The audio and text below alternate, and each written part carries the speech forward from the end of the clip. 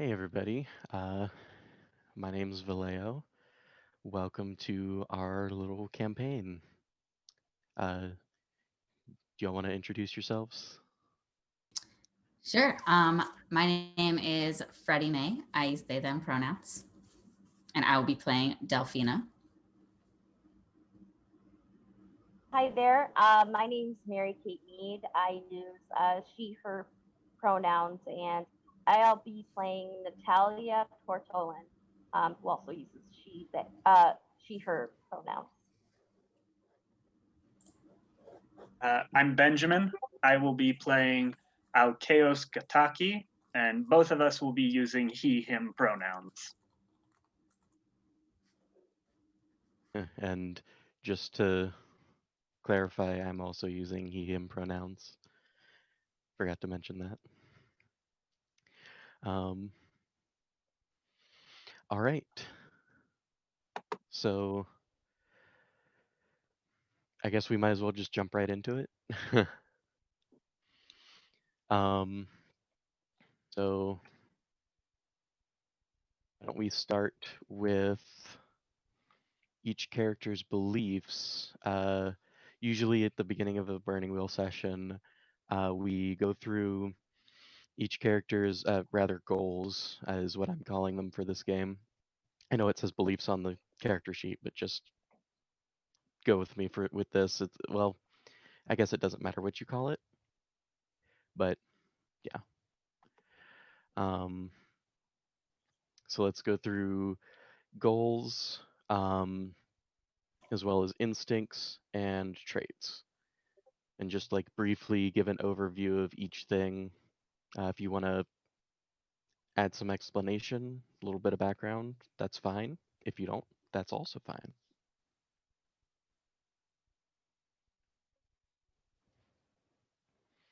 Do you have an order you want us to go in? Well, why don't we go in the order that y'all are on screen? All That right. seems orderly. Okay. So Freddie.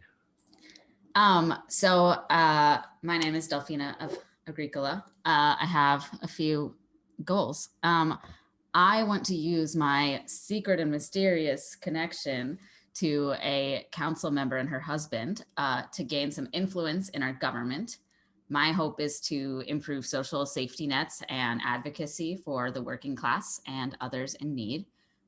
Um, my second goal is I want to increase my business, my midwifery business, and go after some higher paying clients because I would like to pay off my parents' cottage.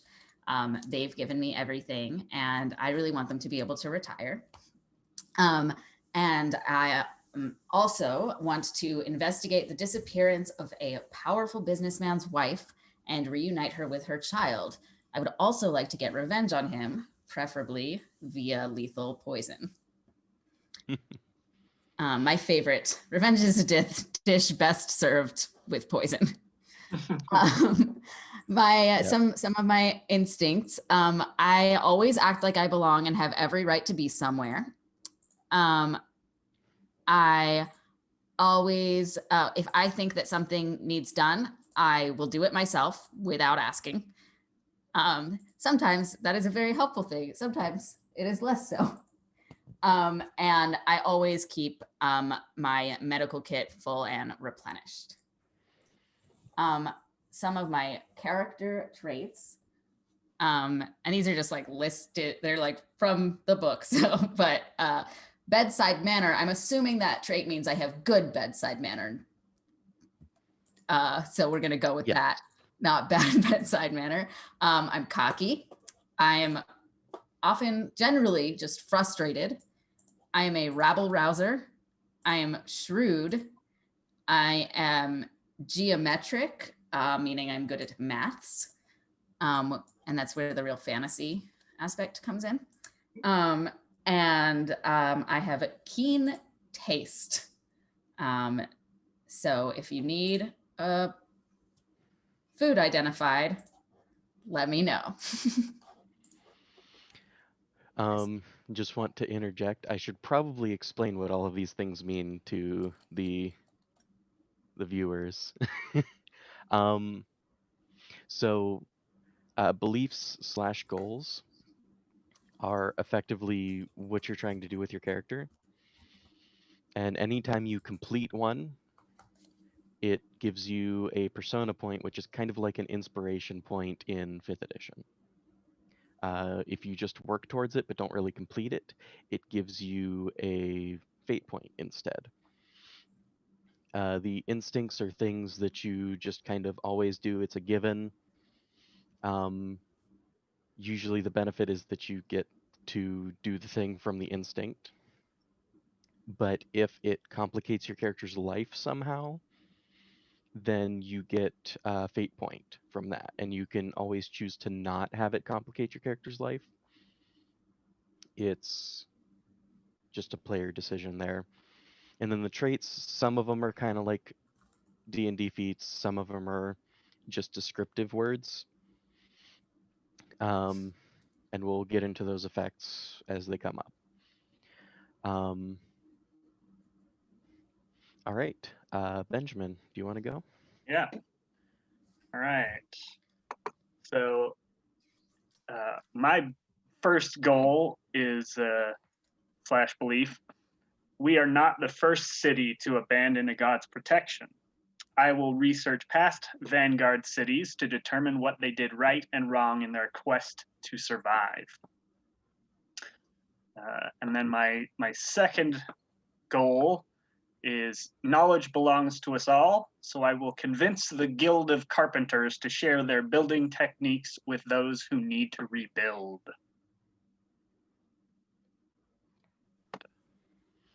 And got a few instincts. If you're exposed to something new or that you don't know well, take notes. Number 2, if there's an interesting book, open it up. Number 3, always speak up if you know something is wrong. And then I've got a handful of traits. And by a handful, I mean like 2 handfuls. I'm a bit of a rabble rouser. I'm learned, curious as a cat, very hospitable.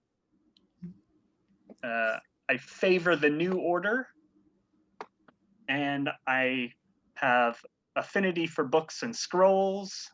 I am also geometric, a bookworm, and faithful.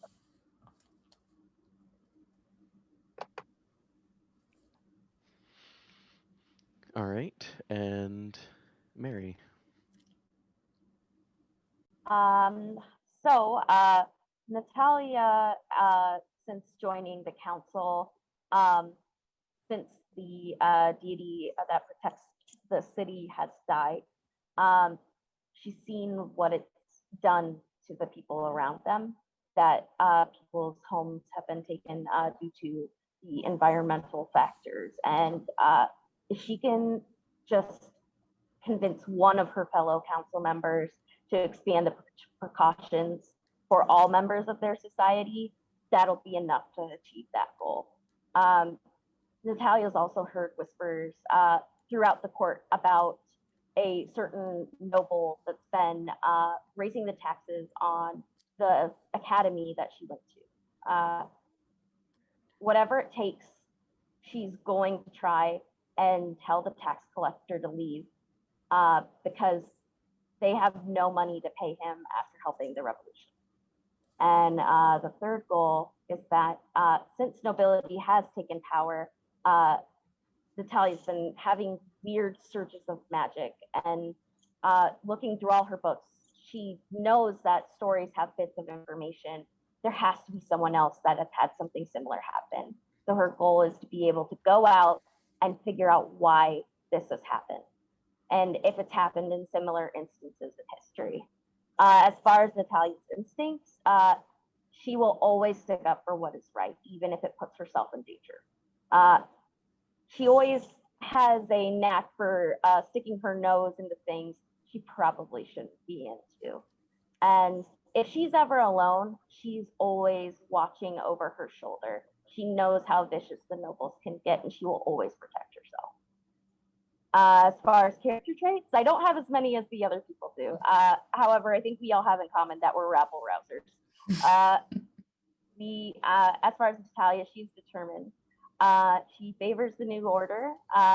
She has the cultural trait duty of the firstborn, as well as glory and excellence, meaning that she is driven to be the best person that she could be in that society.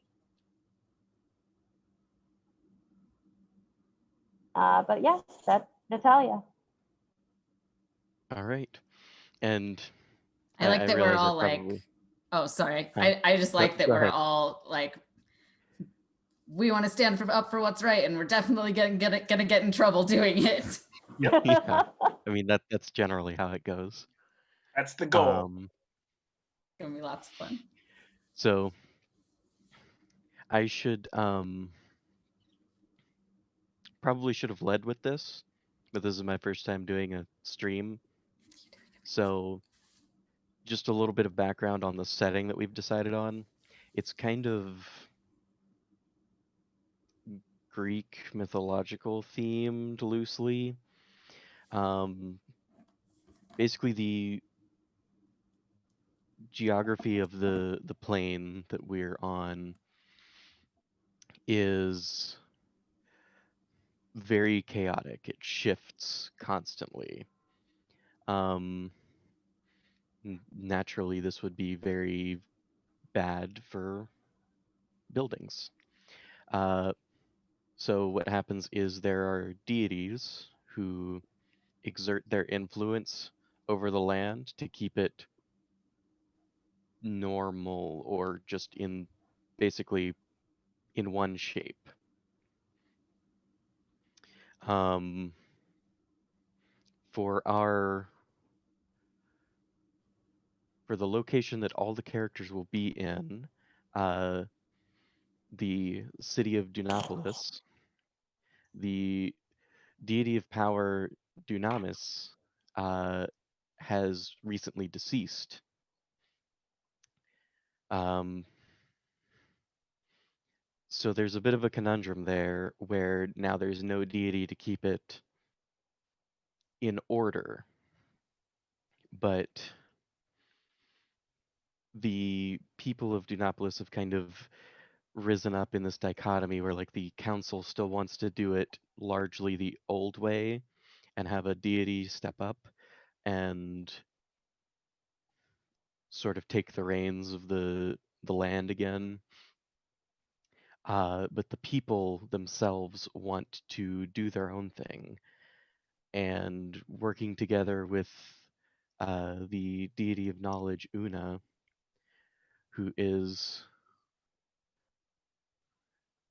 not human, but instead Equines, which is like our version of sort of mer people, merfolk.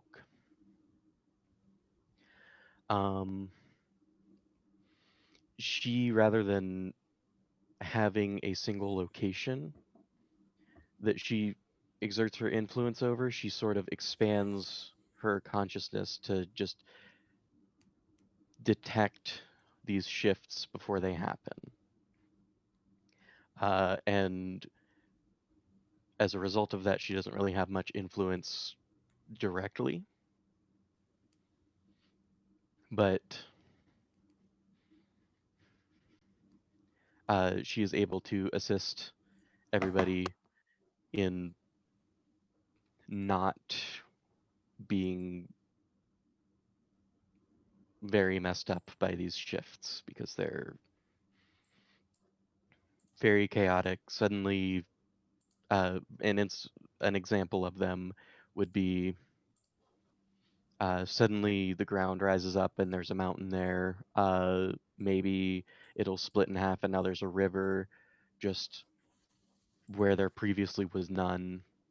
Uh, Things like that. Nothing weather based, just all specifically geography. So, with that brief overview, Um, Also, I'm a fish person. I forgot to say yes. that. I feel like it's relevant a little. I'm sorry, I forgot the name of them. Aquinas Aquinus. is the singular, and Aquines is the plural.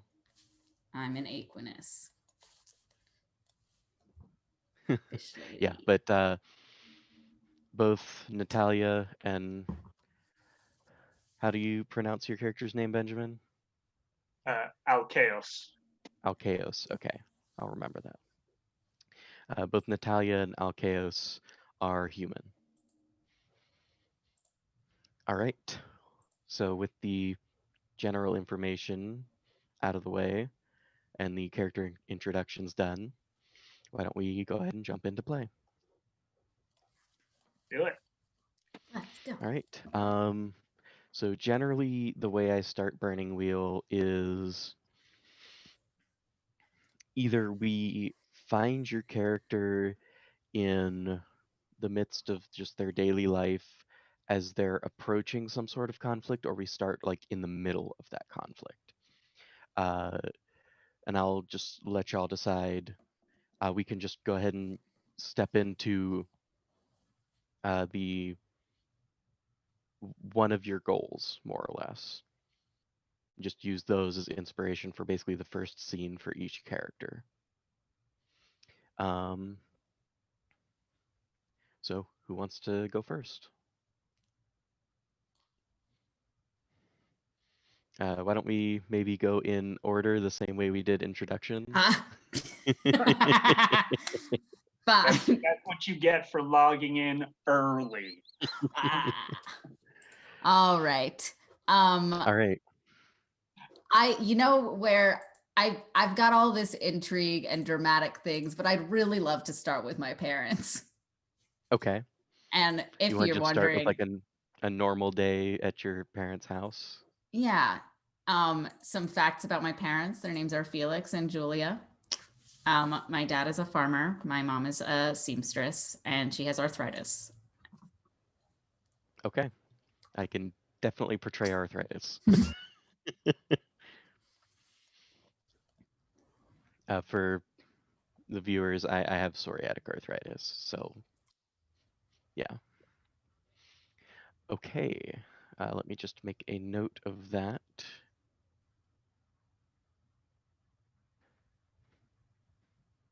Real quick.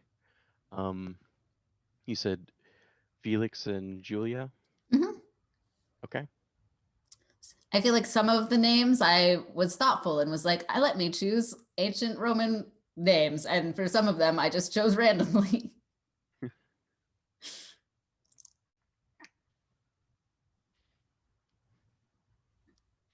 All right, and I will be setting up I'm actually in the process of setting it up. I just didn't get it done before we started the stream. What's sort of like a wiki for the campaign with all the information Ooh. laid out in it. Specifically using the website kenka.io. It's kind of like World Anvil, but it's free, which Sweet. is the main point. All right.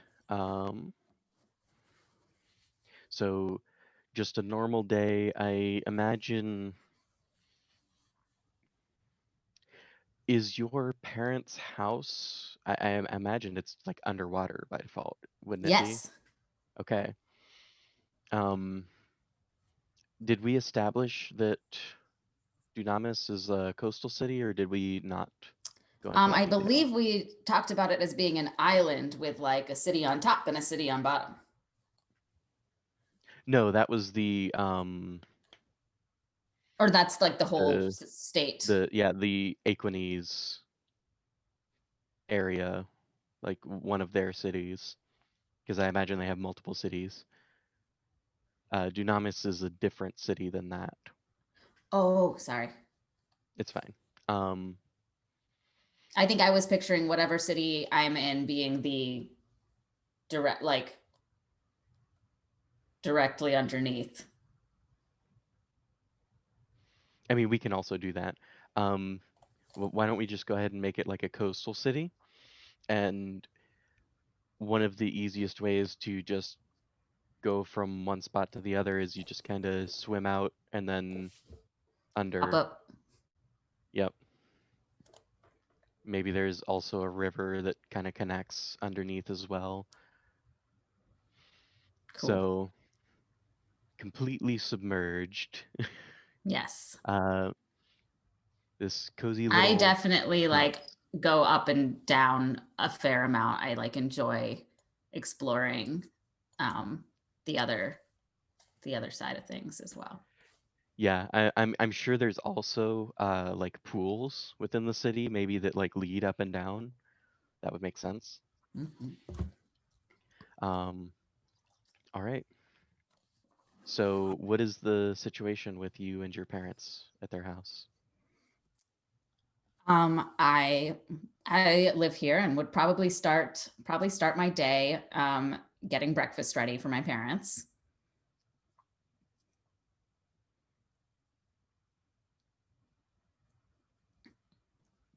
All right.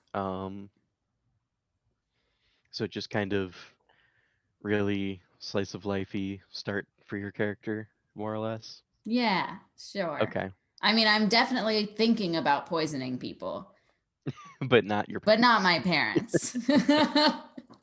Well, Okay. that's good. And I believe cooking is one of my skills. Yes, So it is. I'm doing a great job making breakfast. Yes, you are. Um, so yeah, you make a nice breakfast for your parents, and I imagine this is like a regular thing for you to treat them to a cooked breakfast. Oh yeah. Yes. Um, And along with the cooked breakfast, I also treat them to pressuring them to retire. what do they do for work? My mother is a seamstress, and I really want her to stop because she's developed a lot of pain doing this. And my father is a farmer, and he's like in pretty good shape, but he is getting older. And I also just love them so much, and I feel like they've worked so hard and just deserve to like hang out. And I am very insistent that I can provide. All right. Um,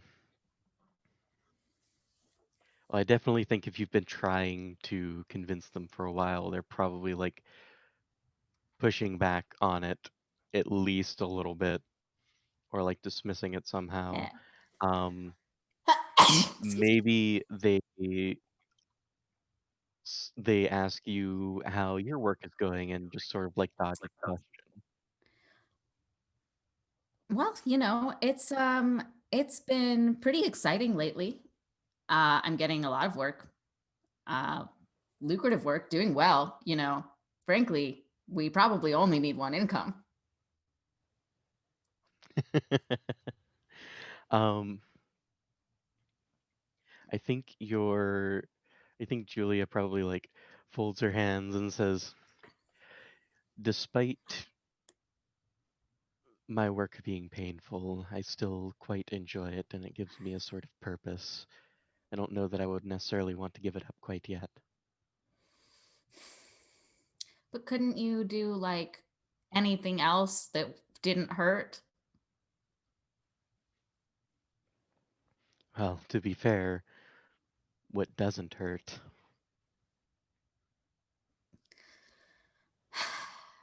Okay, that is fair.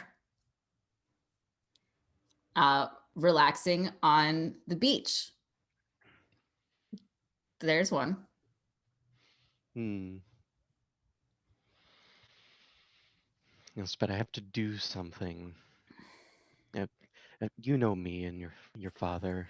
We always have to be doing something at the time. Can't relate. I'm not constantly working. Oh, wait. All right. Well, I'll try again tomorrow. Yeah. If you want, this can potentially be like a goal that you come to at some point? Is like maybe Definitely. making them retire, or no, isn't it already a goal? It is one of my goals. Yeah. It's a long-term kind of goal. Okay. Well, And I want to make them know that they're secure. let's see.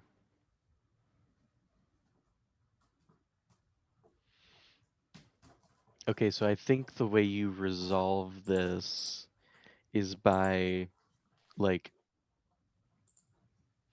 not necessarily just talking to them every day, but maybe showing them overwhelmingly you can take a break. If you still want to do work, then like your father can have a garden and your mother can have like maybe a small side business on whatever equivalent of Etsy or eBay we have in this fantasy world.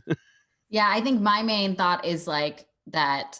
I feel like if I make it so that they don't have to worry about money and food and stuff, then they'll be more comfortable. Or then I'll know that they're choosing to do something based on without that pressure. hmm So I think the way, like I said, that you resolve this is by presenting them with something. Yeah, but I So think I don't have that yet. I need some more. I need some more. yeah, all right. Well, why don't we shift focus a little bit uh, to Alkeos?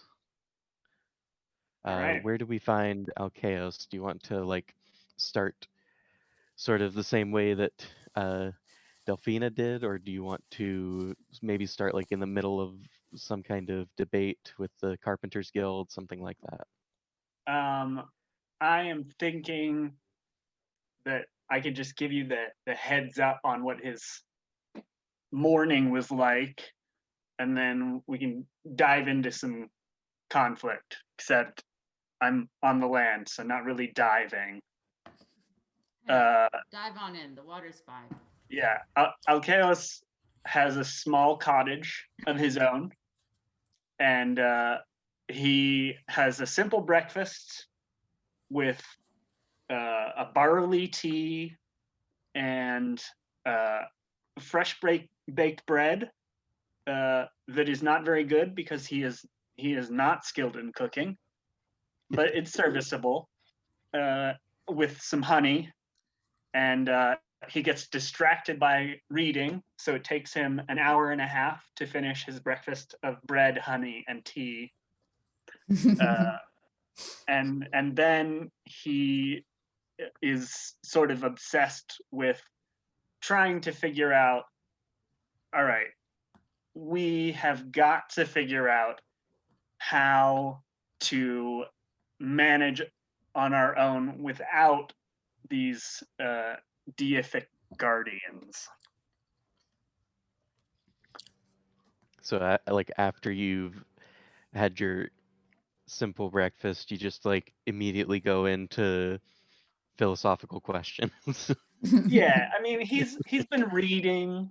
I've been reading, you know, a little bit of fiction. He's always got a few books on the table, and you know, as he's reading one over here, he's taking a bite, setting it down, looking, oh, there's another book. I'm going to read this one now. And so it's part of his creative process to just get distracted for 5 minutes at a time and then get distracted by something else. All right. Yeah. Just sort of like jumping to from thing to thing as it interests you. Exactly. Yeah. All right. Um, so more or less, is this going with your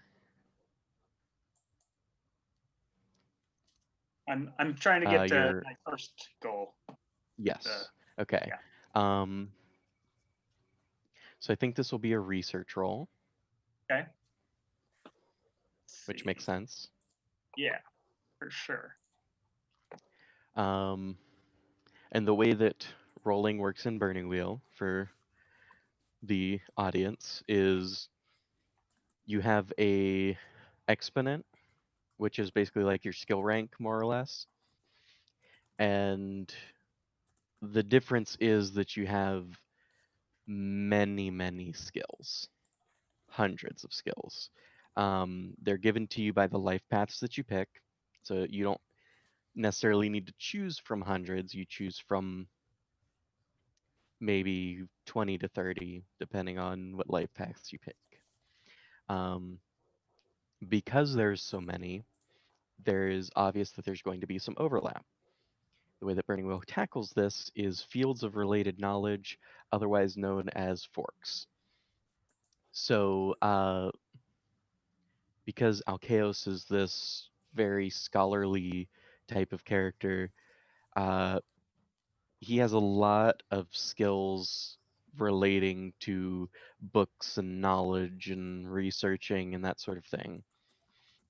So this is probably going to be, this is not how you should expect rolls to normally be in Burning Wheel, because he's going to be rolling a lot of dice. Um, so let me pull up real quick. Get my book here. Got 3 in research, Okay, so you'll start with 3 dice. and then library wise maybe gets forked in. Well, you're at your house. Does your house have a library? I imagine it probably does. I sort of think it does. Yeah, then for sure you can fork that. Nice.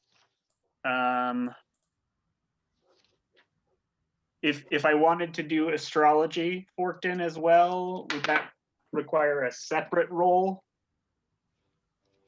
No, astrology is the one skill that you can fork into any skill. Just make And sure then that you use a different die to specially note it because of the effects of the astrology die. got it. And then I believe my trait of bookworm, maybe, or wait, Yes. Affinity for books and scrolls. books and scrolls. Yeah. Yes. So So you get an 60. extra die from that. Any other I should? Probably. Let me look at your skills again. Okay. So you've got. Add one for being a nerd. It's exactly what it is. Total nerd. So you've got research. You've got your affinity, library-wise. Out of curiosity, since this is related to one of your goals, Yeah. how long ago would this have been? Is this like ancient knowledge, or is this like in the past 100 years, maybe? I think of it more as ancient knowledge, just that the sort of new norm in humans has been to rely on the gods. Okay, so I'm gonna list off a bunch of skills for you. Okay. So definitely the read skill gets Okay. forked here. With this, I imagine it's like several locations. Are you specifically looking at like the ancient history of this city, or are you looking at like just any of them? Any of the cities. I'm sort of thinking before people had gods they could rely on, they had to fend for themselves. Okay, city-wise is another skill. Okay. Ancient history is another skill. Okay. Um, ancient languages is another skill. Okay. Let me look up this one. Okay. Not quite that one.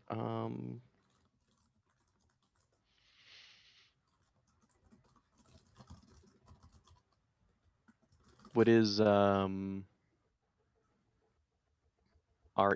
history? Religious history? Yeah. Oh, right. Okay. Possibly. Religious history, obscure history. Okay. How many dice do you have? I have 12d6 in my hand right now. Okay. You As have I like a said, this is Shadowrun boss dice pile. This is the Amazing. entirety of the dice that I brought out. I was like, I'll never use that many. I'm glad that you brought enough for this roll. You might have one or two more for other rolls, depending. Oh boy. I Just because you so like heavily specialized on yeah, like all of these knowledge and history skills. yeah. I'm very much avoiding a fight is the key. Yeah. All Okay, right. so the obstacle here is going to be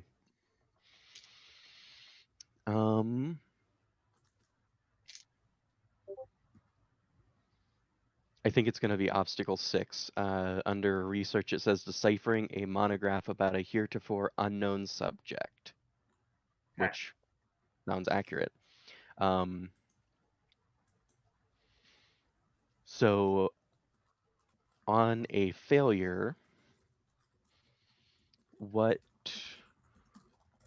do you think happens if you fail this roll? Do we distinguish gradations of failure, or is it just you failed? No, absolutely. One of the main rules with Burning Wheel is called failing forward. Okay. Which is effectively like, rather than just saying an outright failure, that's not narratively interesting, and that also doesn't really feel good as a player. So what we're looking for is some sort of like partial or misleading success, Okay. rather than just an outright failure. Yeah. So what would failure look like?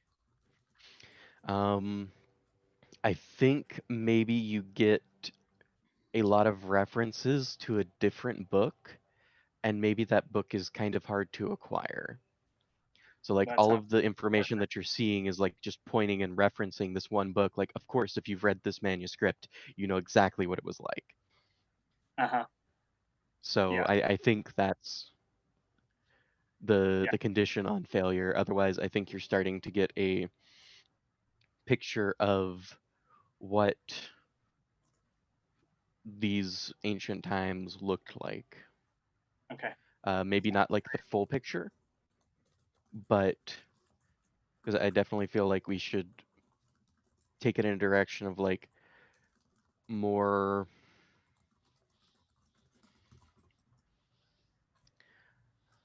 I don't know.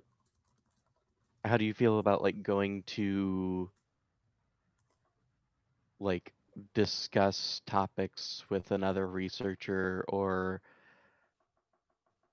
looking in various other libraries to find books? Like, does that interest you as a direction for your character?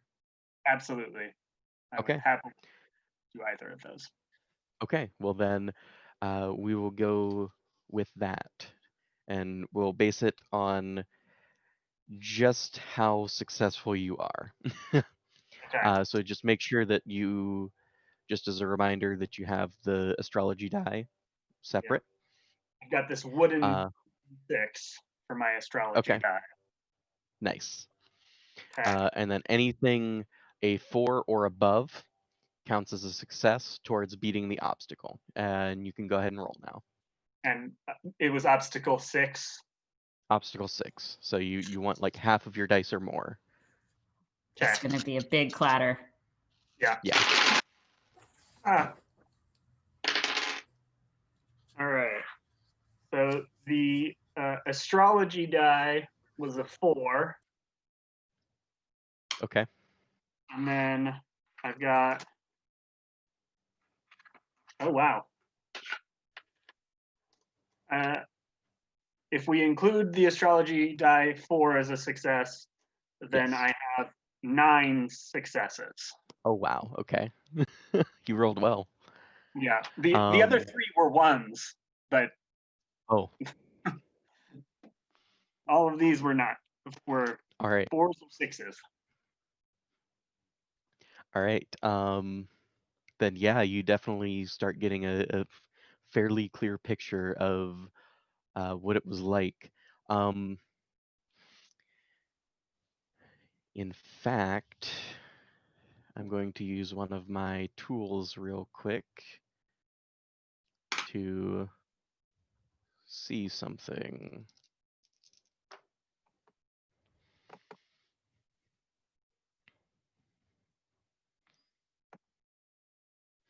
So, based on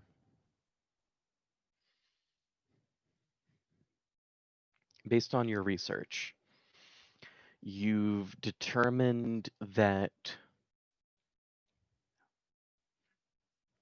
like, for the longest time, like prehistory, there was not really many coherent civilizations. And then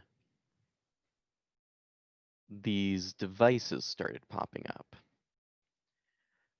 And they seemed to be able to some degree, control the chaotic shifts of the world.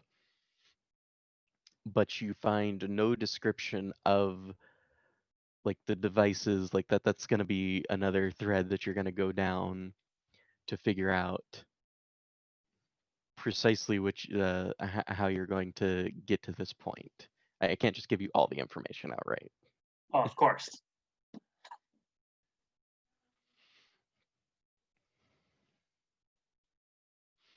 All right.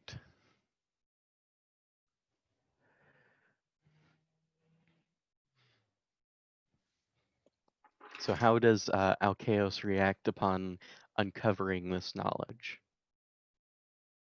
He is definitely wondering who would know about these devices, these mechanisms.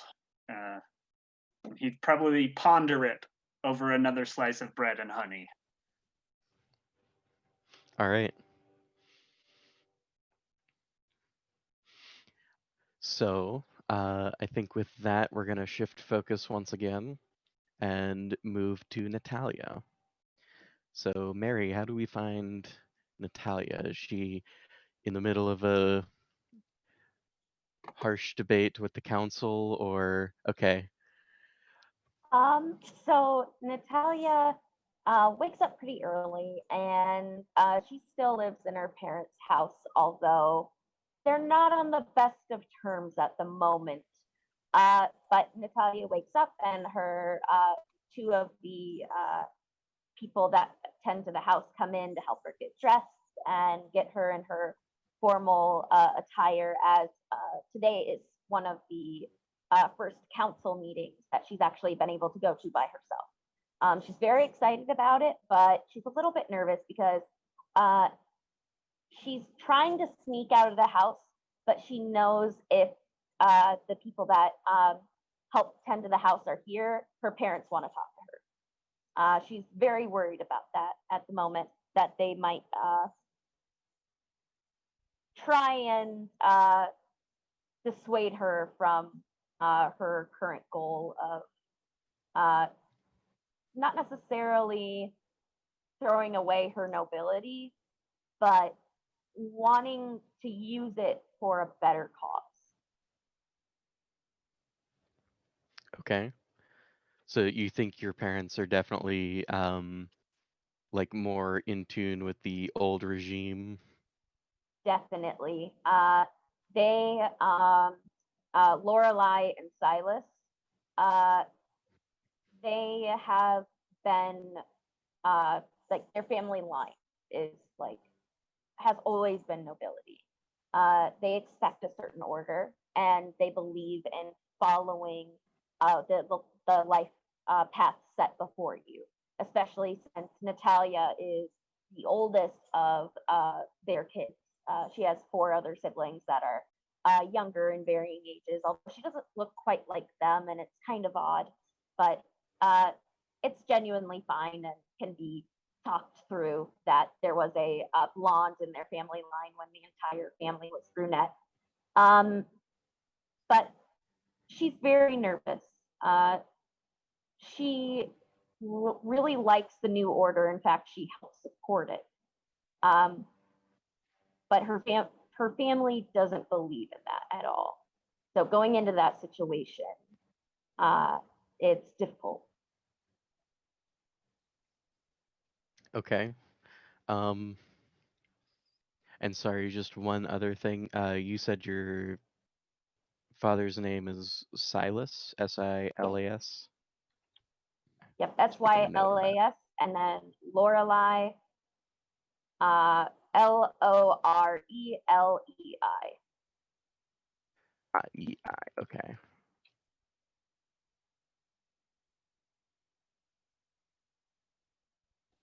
All right.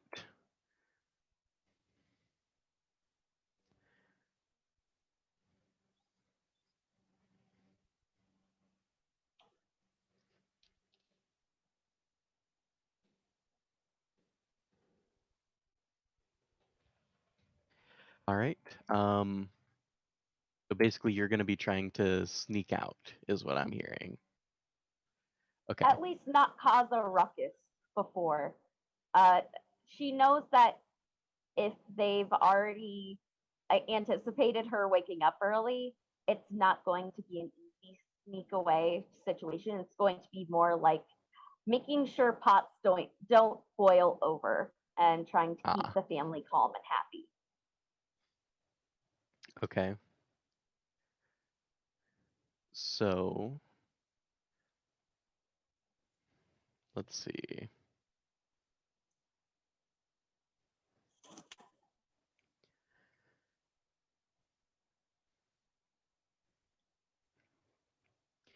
So especially because you don't have the stealthy skill, I don't think that it's necessarily like sneaking out, just like you said.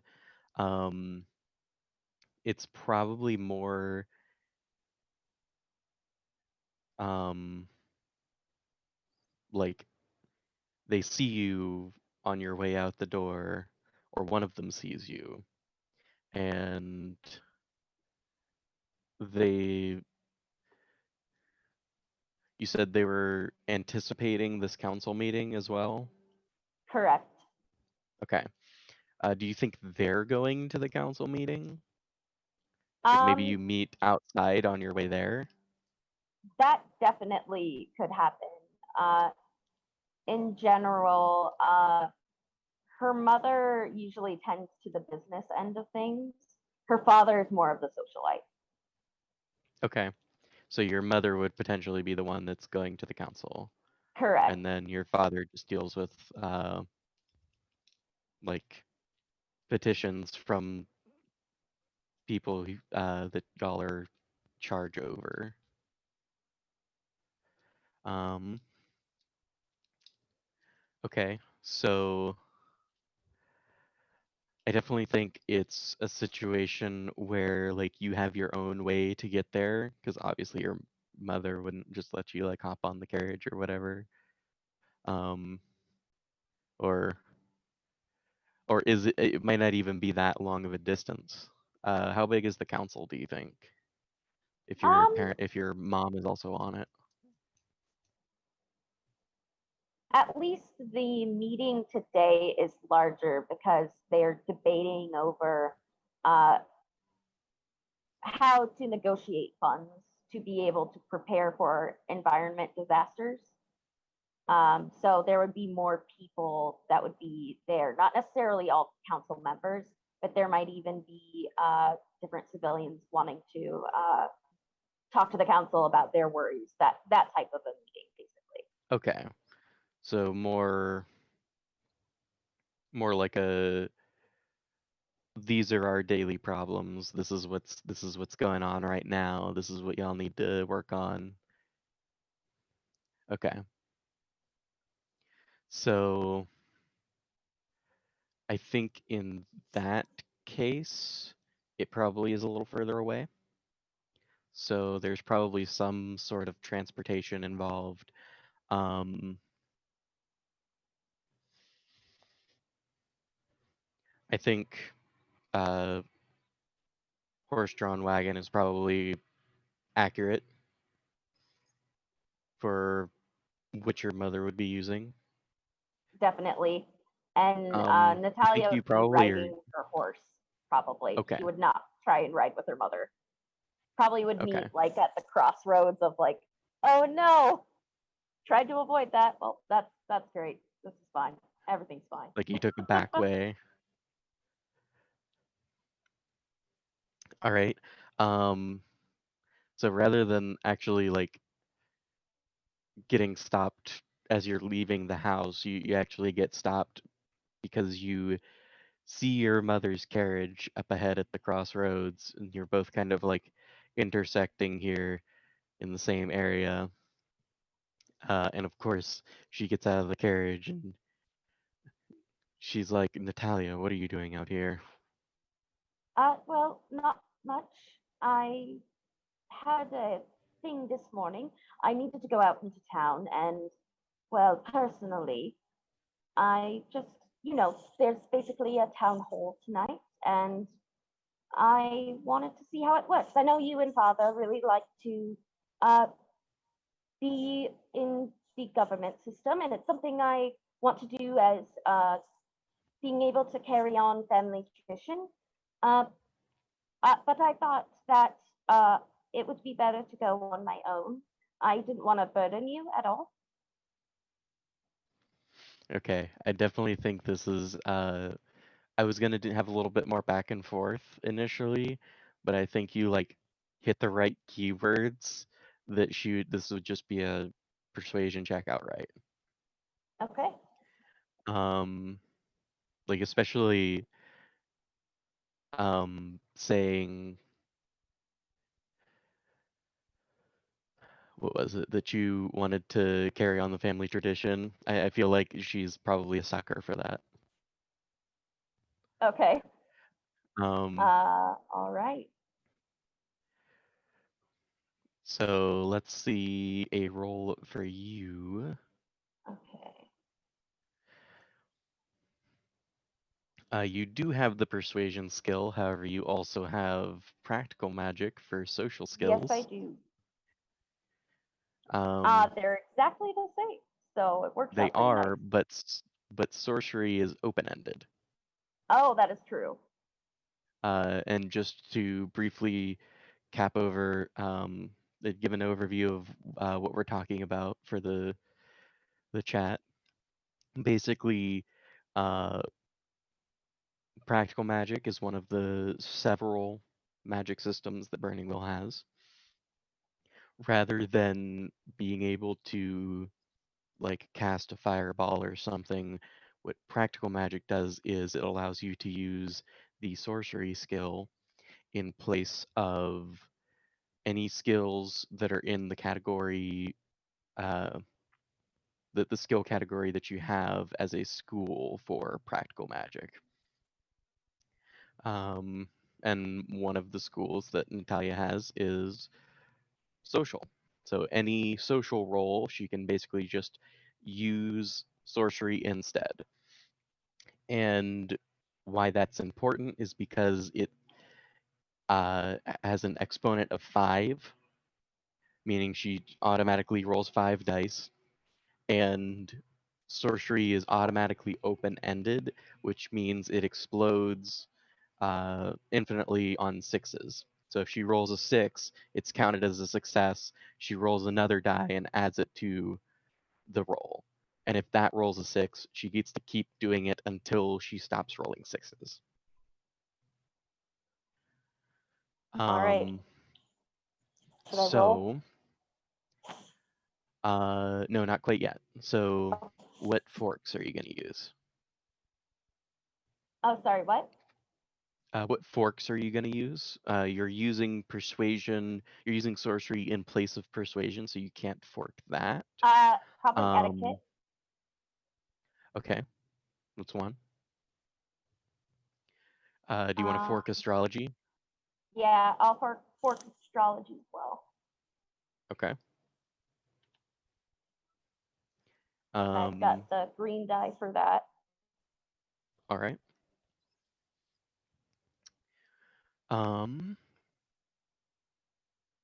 Inconspicuous, would that count?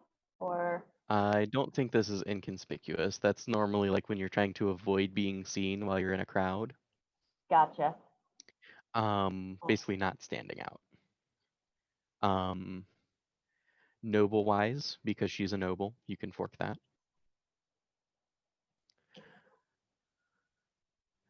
And I think that's it. Okay. So you have, don't roll quite yet. 1, 2, 3, 4, 5, 6, 7, 8. 8 dice. Okay, you have 8 dice. So the obstacle for persuasion is the opposing character's will. I definitely think your mother is a willful person. Definitely. She's a little bit of a tiger mom. Okay. Um, I think in that case, you both probably have equal wills. I Okay. think she's also a 6. I feel like that would work because you're always like, it seems like you would always be butting heads. Most In definitely. like regards to these sorts of things. Maybe not like specifically arguing about them, but like politely arguing. It's a Um, speaking wasp. That's how it works. You say what yeah, you mean, but you don't really say it. yes. Um, okay, so you're going to be rolling these dice against obstacle 6. I will say that I've already given y'all 2 fate points and 2 persona points. And while these dice do explode, if you want to spend a persona point to add a die to your roll, you can go ahead and do that. I think I will. This is a pretty important meeting, and Yeah, it's Natalia related really to one of your wants to. beliefs.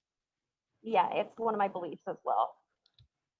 All right, so that's 9 total dice. 9 dice. Okay. Oh, and speaking of which, Benjamin, I don't really want to shift too much here, but I forgot to tell you about skill advancement, so that's my bad, and that's going to come up here as well. So underneath the skills header, there is a test difficulty drop down here. So if you look, you rolled 12 dice against obstacle 6. You sort of cross-reference that table real quick. And that was a routine test that you made for research. Where is your research at? Here it is. So you can bubble in the first bubble under research routine. What that means is for skills 4 and less, you need a number of routine tests equal to the skill exponent, and then you need either 2 difficult or 1 challenging in your case. Okay. Once it becomes 5 or higher, then routine tests no longer count for advancement. It is both the difficult and the challenging rather than or. Got it. And the reason why this is important for what is currently happening is because a die added by a persona point does not count towards the total number of dice when rolling for advancement. And that's important because you can use it to get a higher chance but not change the category of test that it is.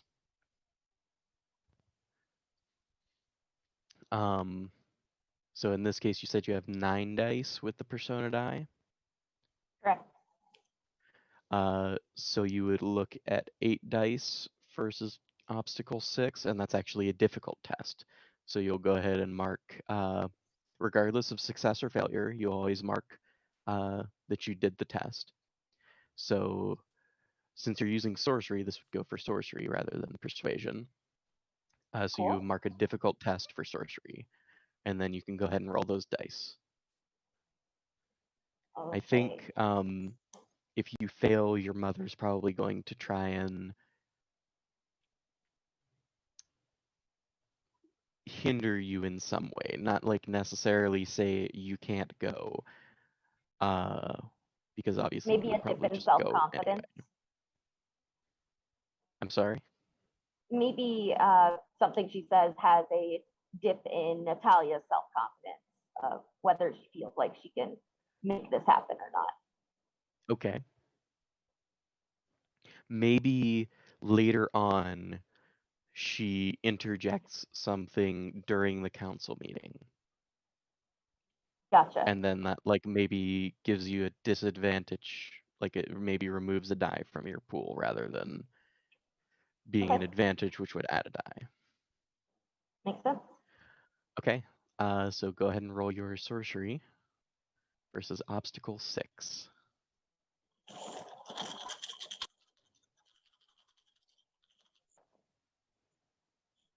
Oh, one die fell out of the thing. Whoops. Do you want me to re-roll it?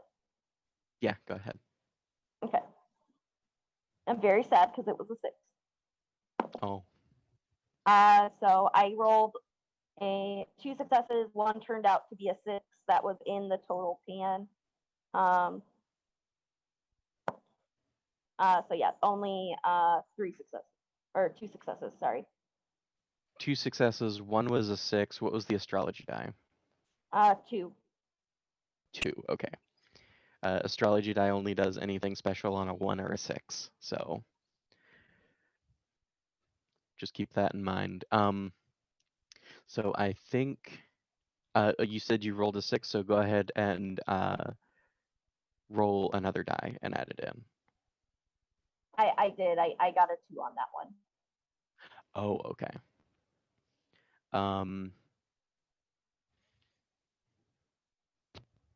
So your options are let it stand, or you can spend a fate point to re-roll a failed die and potentially ride that all the way to success, but that's very unlikely.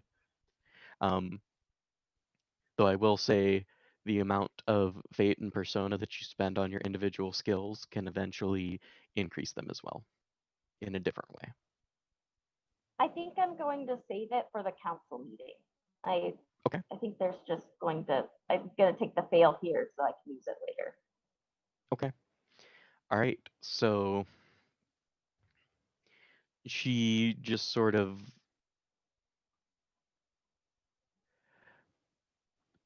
politely dismisses what you're trying to do. I don't know exactly what she would say in this instance, but she says something that sort of catches you off guard, and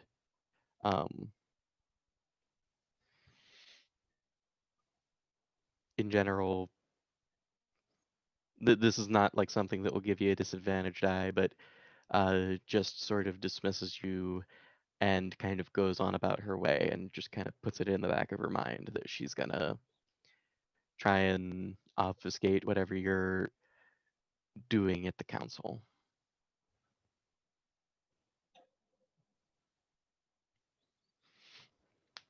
All Sounds right. good. But yeah, I'll just ride to the council meeting. All right. And we are approximately halfway through. I do need some more coffee. And it's probably a good time to take a break real quick anyway. So why don't we take does a 10-minute break sound good? Sounds good to me. Okay.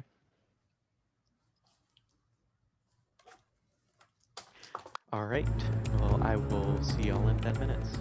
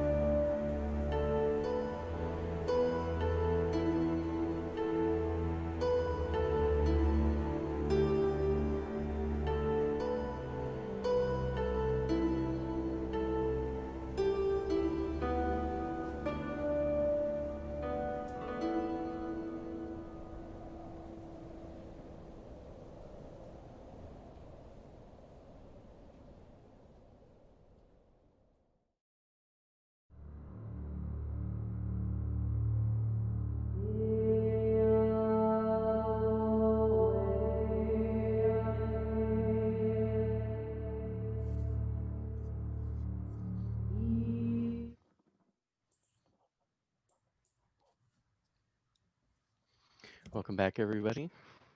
Hope you had a good break. Um, just because we've had some new people come in, give a think I want to give a brief overview of the setting. That way, everybody's kind of on the same page. Um, basically, we're in this very loosely Greek mythology setting that the world itself is very chaotic and shifts, uh, physically shifts. So, for instance, one day there might be a nice mountain range just right over here, and then the next day it might be a chasm, or there may be a river where those mountains were. Uh, various shifts like that, both on a large scale and on a small scale. And the way that the people of the setting deal with that is they have deities who basically rule each individual city. Uh, and the deities exert their power over the land to keep it in the same form. The location that we are primarily focusing on is the city of Dunapolis. The deity who used to rule over it, uh, Dunamis, was the deity of power, but he has recently died. And so there's a dichotomy between the way that things used to be run and all these officials still primarily wanting to do that, where all of our characters, as well as the population itself, wants to establish a new rule, a new order that does not include the use of any sort of deity. And that's kind of just the brief overview once again. So, um, something that came up during the break was that uh, I think one of the next scenes is going to include both Delphina and Natalia, because Delphina is probably going to the council. Yes. Today. I have a secret meeting I would like to go to before council. Okay. Well, why don't we start with that? All right. I would like to try to track down. Her name is Narissa. She is a council member. She is a merfolk. I think probably either the only or one of the few merfolk on the council. Okay. And I once had her baby for her. So Oh, this character. yes. So which is very, very secret because it's supposed to be her baby, but it's not biologically, or it may or may not be biologically related to her. That's a mystery. But so I would like to go to her house and try to get a meeting with her, try to chat. And if I'm unable to secure a meeting with her, I would like to speak to her husband. Okay. This is a perfect chance for a circles roll. Hey. I don't know what that means. I'm excited. I mean, I know what it means. I don't know how to do it. Yeah. So basically, because you don't have, what was her name again? I'm going to make a note of it. Narissa. And Narissa. I promise to look at, I wrote these names all down in my character sheet, but I'll like make sure I get them all to you. I'll just look at your character sheet.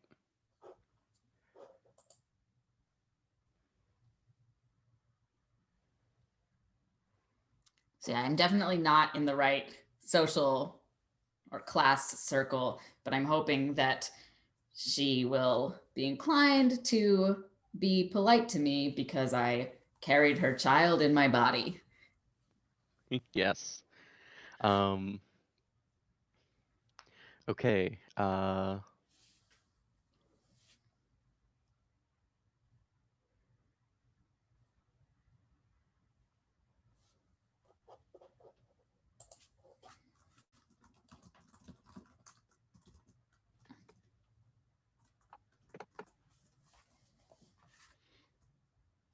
Right. So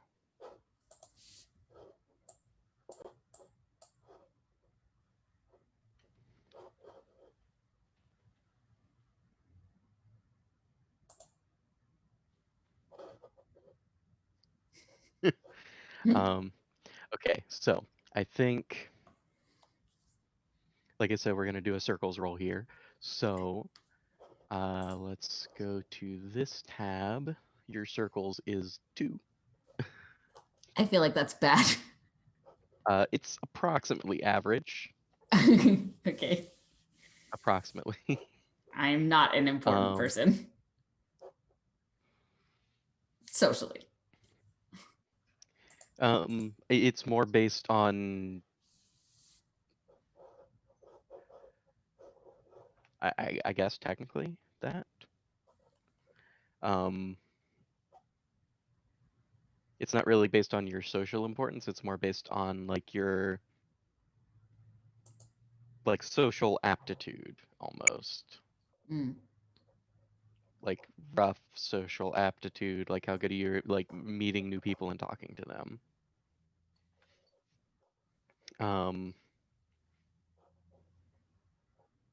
So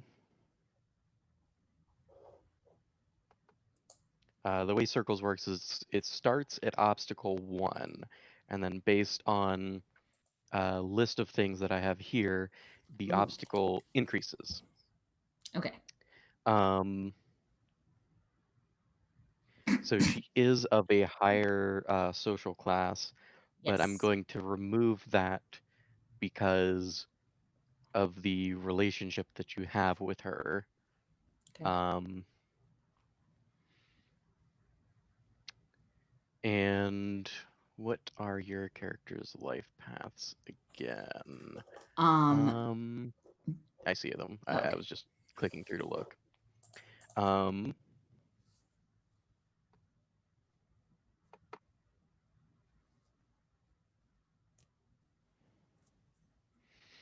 I think this is going to be approximately obstacle 2, Okay. which is going to be hard for circles 2 to And I believe you beat. cannot fork anything with circles, right? No, because it's not a skill. Ah. However, you can use a reputation and an affiliation. Did we ever give a name for your character's local reputation? Nope. Okay, that's fine. I mean, it's my, I was thinking like it's my reputation as a midwife and also maybe my more underground reputation as someone who takes care of problems. It would be 1 rather than both. Maybe, I mean, it could be both, but if you want it to be both, then you might not necessarily use it in circles where you just want to be a midwife, because chances are somebody might recognize you as having a Right. shadier reputation. That's kind of how we I guess flavor. the way that I would imagine it is that it's like a smaller subset of people who are also aware that I am a person who takes care of shit. Okay. Okay, so you're a dependable midwife, maybe. Yes. Is that Yes. okay? So we'll make that your reputation, dependable midwife. Can I quickly address a question in the chat because I'm excited about it? Yes. So merfolk or Aquinas biodiversity is great. The type of fish person that I am is I have like legs. So I actually need like some mobility aids underwater, specifically like fins that I wear. but I do have gills in amphibious. Some are maybe not amphibious and can only breathe underwater. Some have more like your traditional like mermaid tails, which is why part of why it's so the medicine and reproduction medicine and especially is like quite complicated. And I think that yes, there are like rivers and like tunnels that sort of connect things. But I think that the government there's a stronger like government structure in the above water city, and merfolk Aquinus representation is less. Okay. I've thought a lot about this. Yeah. I definitely think so. We have a pretty diverse city in regards to the ancestries that are in this particular setting. And especially this city in particular.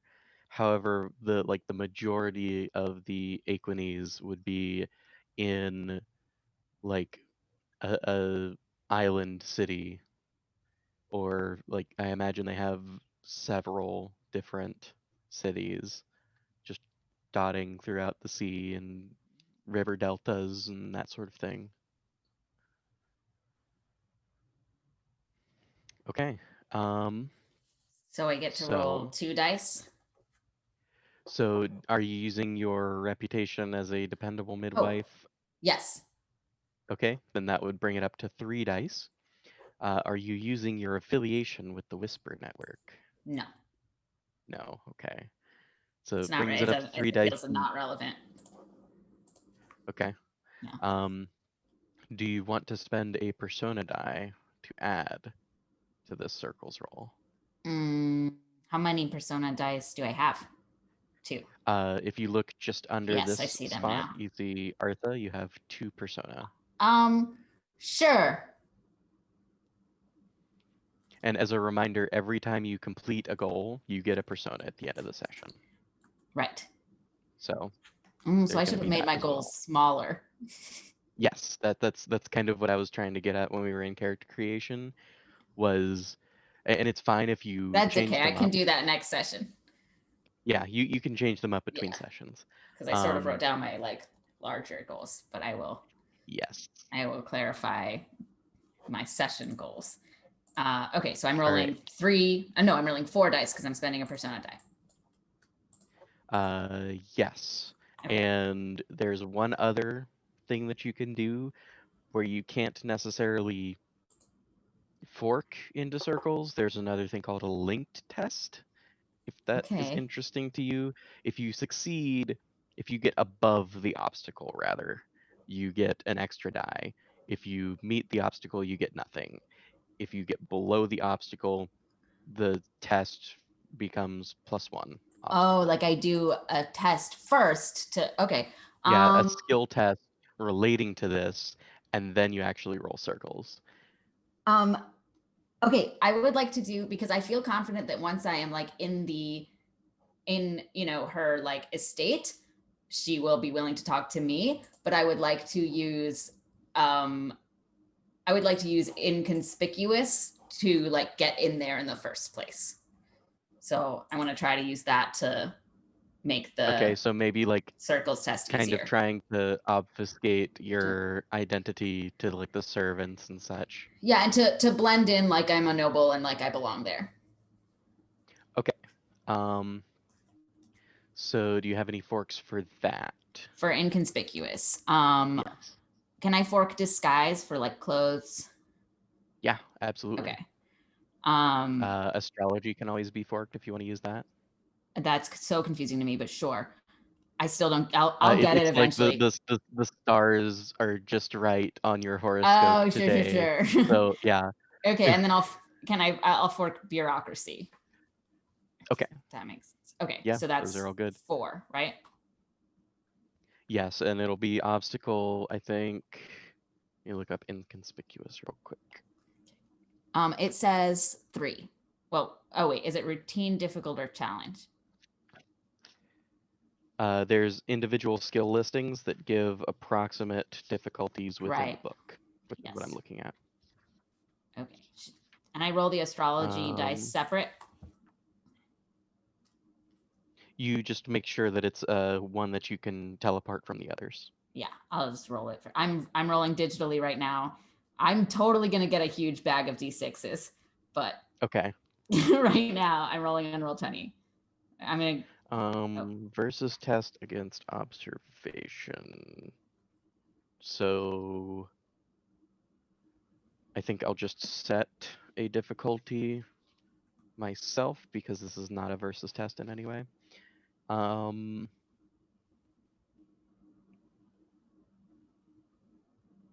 This is routine for you. Obstacle 2. okay.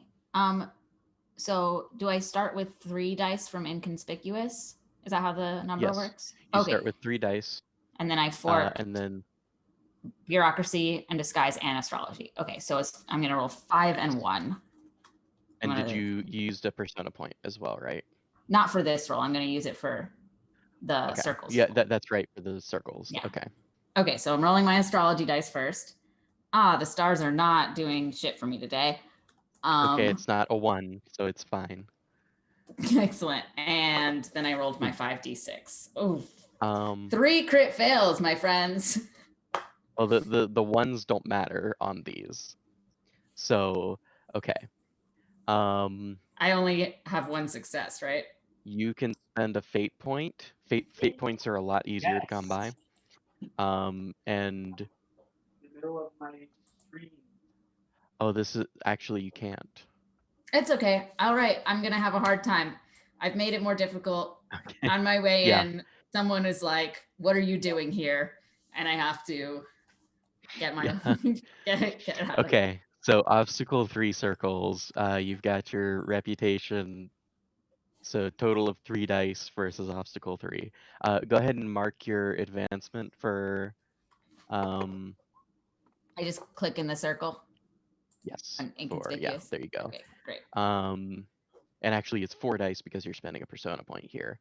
And go ahead and in the next to circles where it says FPD, under the P put 1.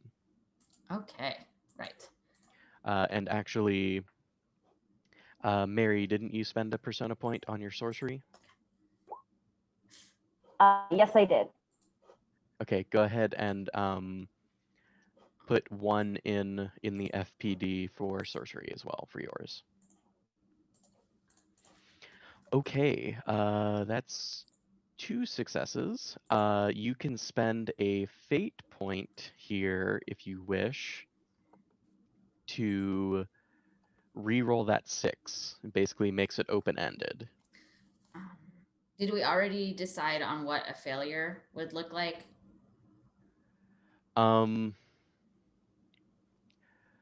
I think we technically did. So if you succeed, you get to see her. If you fail, you get to see her husband. Yeah, I think I'll just fail. Okay. It's okay. Sometimes. All right. Do we need to hold? Is that, I'm confused. Sorry. I don't get things. Oh, Thank you. okay. I'm too old. Just kidding. All right.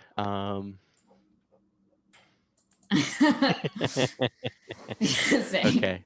So we're failing upwards. Failing right into. All right. Raiden is a human man. So you get to see her husband instead. Yes. Is he aware of this arrangement? Or what arrangement? The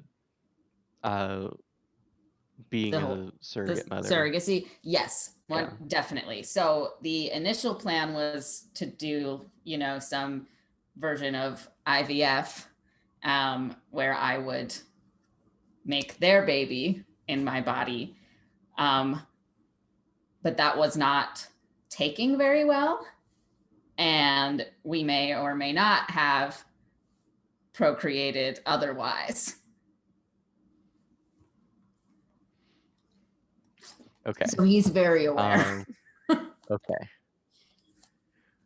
I didn't know if it was like maybe a secret thing and he didn't know, because that could have also been equally likely.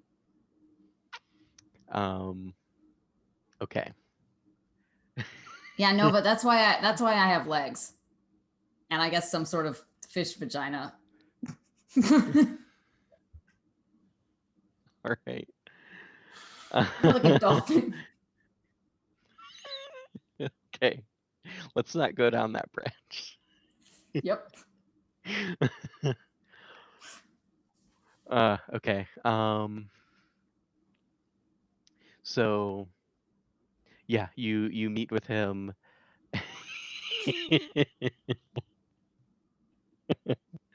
Sorry. So you definitely meet with him. I think he's surprised to see you at this point, Yeah. because you didn't really like send ahead like, hey, I'm coming today. What does this meeting look like?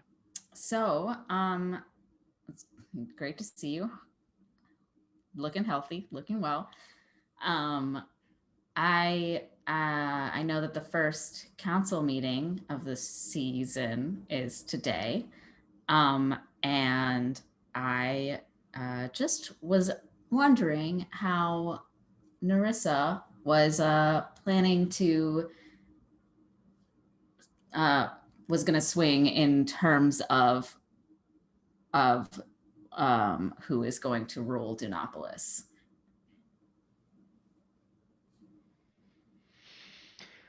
Ooh, I'm not.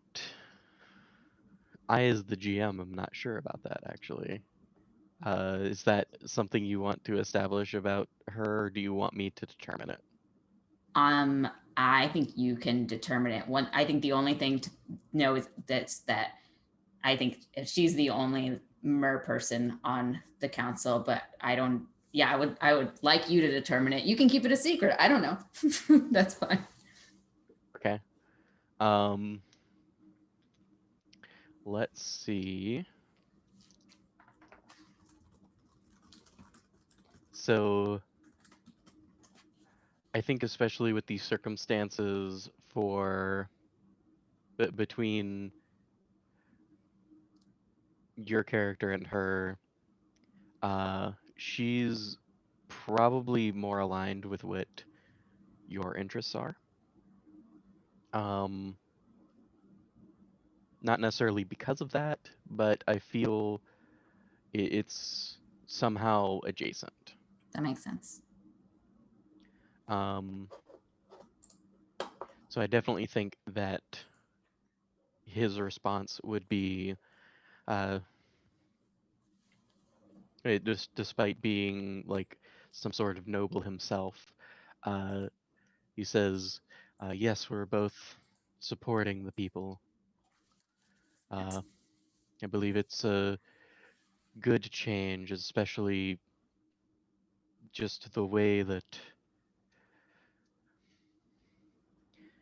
even though we technically have Una ourselves, and she rules over the seas, I believe it's less about her rule and more about what we do with our own cities." Yeah. Sorry, quick out of character. Mary, can you remind me what the council was deciding on today? I think there was a specific decision. Mainly it was to figure out the preparations, since now there is no god, of how they're going to divvy up the money to prepare in case of disaster, and Great. where they're going to put it. I would like, so Raiden, that is wonderful. And thank you, Mary. I'm so glad to hear that you are siding with what I think is the majority opinion among most citizens. And you're right, Una rules over the sea. At the same time, some of us, our little city is kind of a part of Dunopolis, and I think we have shared interests and need to work together. I know that the budget is the big thing that is coming up. And I really think that the council should set aside an emergency fund of some kind to specifically assist low-income areas when the geography changes. Because I knew someone who had a nice little house on a hill, and then their house was in a lake. That would be fine for me. It was not fine for them. And the thing is that, yes, I know that you're investing. I know that they're investing in technology and in scientists to figure out how to stop and prevent this climate chaos, or rather geographical chaos. But in the meantime, there are people who are hurting and who do not have the resources. And I know that I wanted to make sure that you and Narissa are, and that the council is thinking about that, because I know it's easy for you to rebuild. It's easy for you to get through a disaster, but there's a lot of people for whom that kind of thing would completely change their life.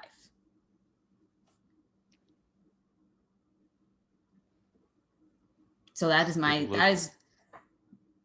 think. I think that there needs to be, we can't just worry about preventing these things, because right now they're still happening.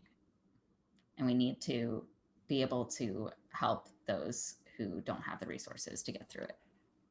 It looks like we lost Mary. Oh no. I was wondering why Benjamin just split in half. I also was very concerned that I had split in half. As one should be.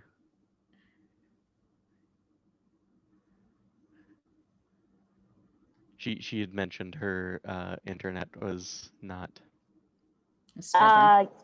Yeah. Sorry about that. I think I might be back, maybe. I think we can hear you. Yeah. Yeah. There's thunderstorm going on, so that's not helping anything. Gotcha. Yeah, we lost your webcam as well.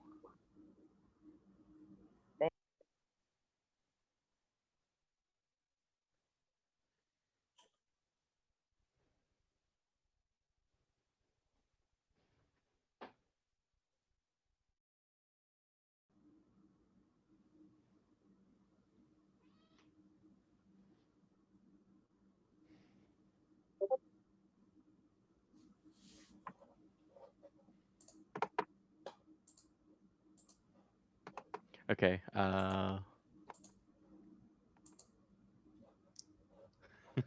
Okay, so Mary said she's gonna reboot.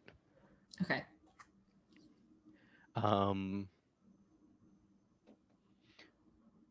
For the moment, I think what the resolution of the scene looks like is that he's definitely in agreement with you, and he will at least do his best to there she is. Is he willing to talk to his wife for me? Or not even for me, but yeah, I feel like they share this sentiment. Cool. So in regards to the emergency fund, he will definitely bring it up to her, and she can bring it up at the council meeting.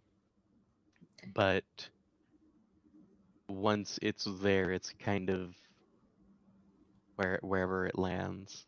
Mm-hmm. Cool. And then are the council meetings like a town hall meeting where there's an audience that where it's open attendance, or are they private? I think this one specifically is open. Okay. There might be other private council meetings, but this one specifically is open. I think that's what we established with Mary earlier. It's Wow. kind of like the first Monday of the month. It's Air Your Grievances Day. Incredible. Well, in that Bring out case, your dead. I will see you there, Raiden, unless you're not doing anything for the next couple hours. But I could just go. All right. He says he'll see you there. And I think since we're going to be doing like a joint scene between Delphina and Natalia, I think we should shift focus to Alcaeus as well. And just kind of let that be the end of that scene. And then we'll pick up sort of with both of you, maybe all three of you, depending on how Alcaeus scene goes. I don't know if the council necessarily interests him, but we'll see. Where do you think your character goes from here, Benjamin? Let's see. I think he would probably be interested in tracking down these mechanisms right away. Probably by going to the library. Okay. I assume he doesn't have too much information on that at his home, so library. Yeah. I feel like the library is also kind of synonymous with the temple to Una. Okay. I just feel like that's Underwater kind of how that library. would be. Yeah, that feels appropriate. I feel like there's probably like a underwater portion as well as a above ground portion. For those who can't breathe Like water, it just that kind of makes sense. spans. Like for the books that the Aquines write, they're probably very resistant to water, but the books that the humans write, probably not. So I feel like there's probably like some kind of dichotomy there involved. So I presume your normal entrance would be the above ground one. It would indeed. Okay. And especially because we have this accessibility theme with the Aquines, there's probably also there's probably also some sort of devices that they've created that allow people who can't normally breathe underwater both breathe and swim efficiently. I love it. So, all right. How are you going to approach this? Are you just going to start like looking at books? Are you going to talk to maybe another Hierophant of Una, or what are you going to do? I would definitely talk to one of the Hierophants. Okay.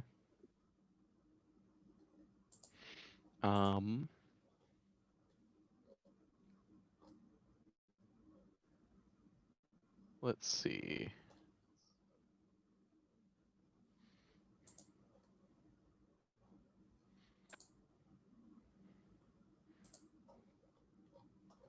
All right. I think in that case, we're going to roll circles for you. Okay. To see what the disposition of this Hierophant is. All right.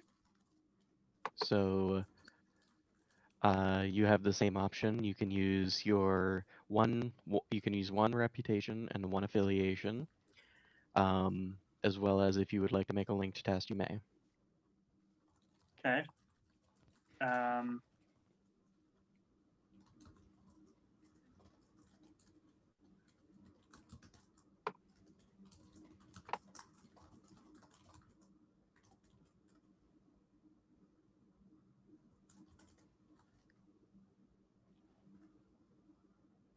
I will definitely use my affiliation with the temple. Yeah, I figured. I don't know if my being a source of knowledge in the above ground city would carry over here. Not I really. think so. I think Okay. just like that sort of implying that uh just sort of the implications that come with that is enough in this case. Okay. Um, so a total of 4 dice, and to find this person, you are same station. You're both Hierophants. Same life path.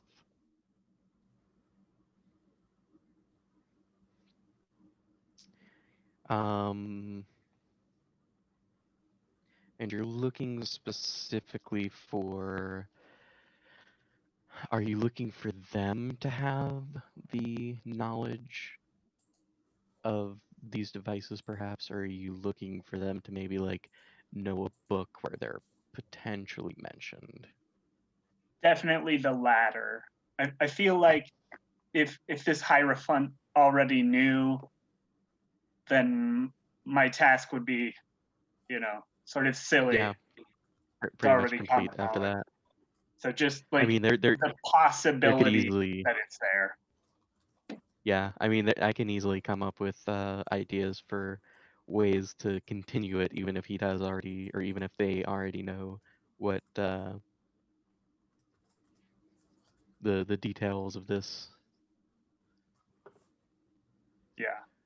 um device. Anyway, so this would be obstacle 2 as Okay. well. So obstacle 2, um, if they do know, then I imagine you will get an advantage die on your research test. I imagine it's probably going to be like another research test, or Yeah. maybe a history test, maybe. Okay. Um, Either way, I think you'll get some sort of advantage from them giving you additional knowledge. Uh, the failure in this case, um, what do you think is a good failure condition? Uh, Like the easy way out is just that this person doesn't know anything. yeah. I imagine that's simple. Okay, I'll we can have go to with just that. go it alone without the advantage they might provide. Um, or how about this? If they do know something, they'll almost like guide you to the precise book that you need. Um, if they don't, they'll help you look anyway, but it won't be as impactful. Okay. Yeah. Like rather than just like, nope, don't know anything, bye. Okay, so So we'll do it that way. 4 and obstacle 2. Yes. I got 3 successes. All right. Uh, so then I'll give you 2 advantage dice on Ooh. finding this information. So this Hierophant is,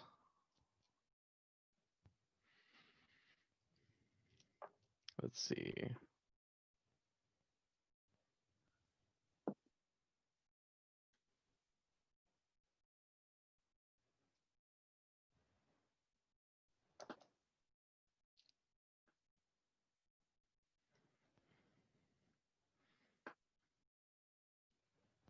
All right.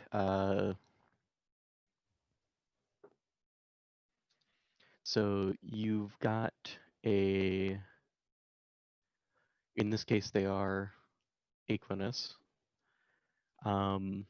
they're just in the dry part right now. And I think the book that you're looking for is actually going to be below the water. Okay. So they're more than happy to help you find it. And it actually kind of makes sense if it's a Equinese text rather than a human text.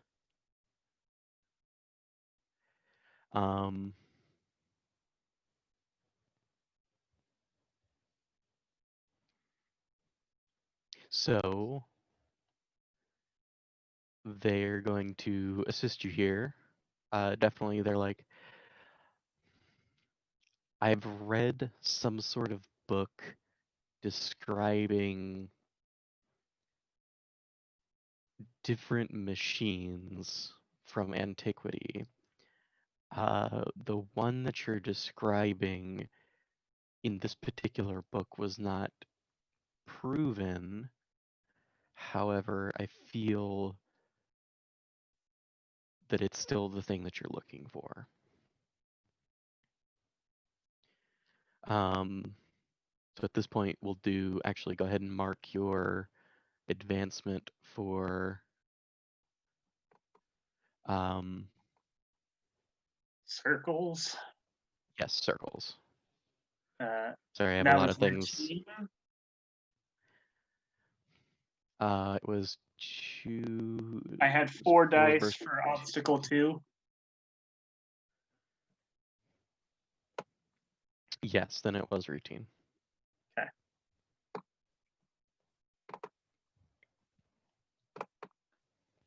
All right. Then we'll go ahead and do your research. And before you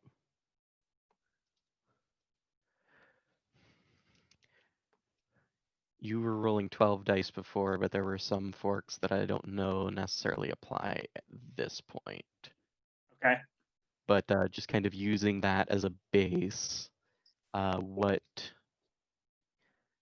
dice do you want to fork with research at this point? So I guess read forks in. Mm-hmm. Astrology will fork in. Mm-hmm. And I should also point out, since we're talking about like tests for advancement, if you're trying to get a difficult or a challenging test for advancement, you can just simply not fork the dice. Okay. So Yeah. there's sort of a dichotomy there where you want to succeed, but also you want harder rolls so that you can advance your skills. Yeah. So ancient entirely up and to you. foreign history. Yep. Would probably both fork in. Mm-hmm. Your affinity for books and scrolls. Yeah. That would be not a fork, but an extra die. I guess it would be written in an ancient version of the language. Sure. And obscure history. Yes.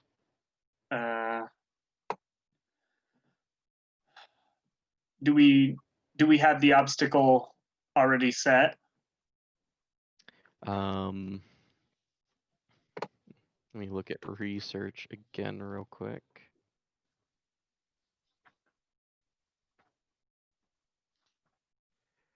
I think this is going to be a similar obstacle as previously. 6.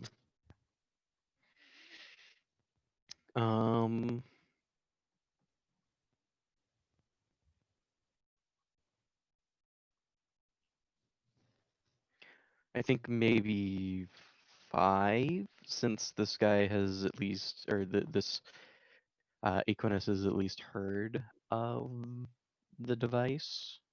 Okay. It's just a matter of like finding that reference in the specific book. Okay. and also Oh. add 2 dice from their like knowledge and them assisting you in finding it. Okay. With their 2 dice, that puts me at 11 dice. Which, All right.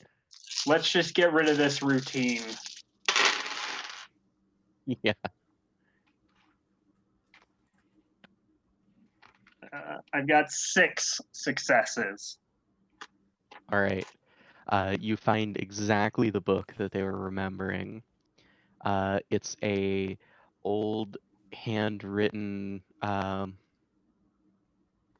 leather bound, like some sort of maybe shark skin leather bound book, and it's handwritten specifically, not like using magic to copy the text over or anything like that. And it's a lot of just like collections of notes.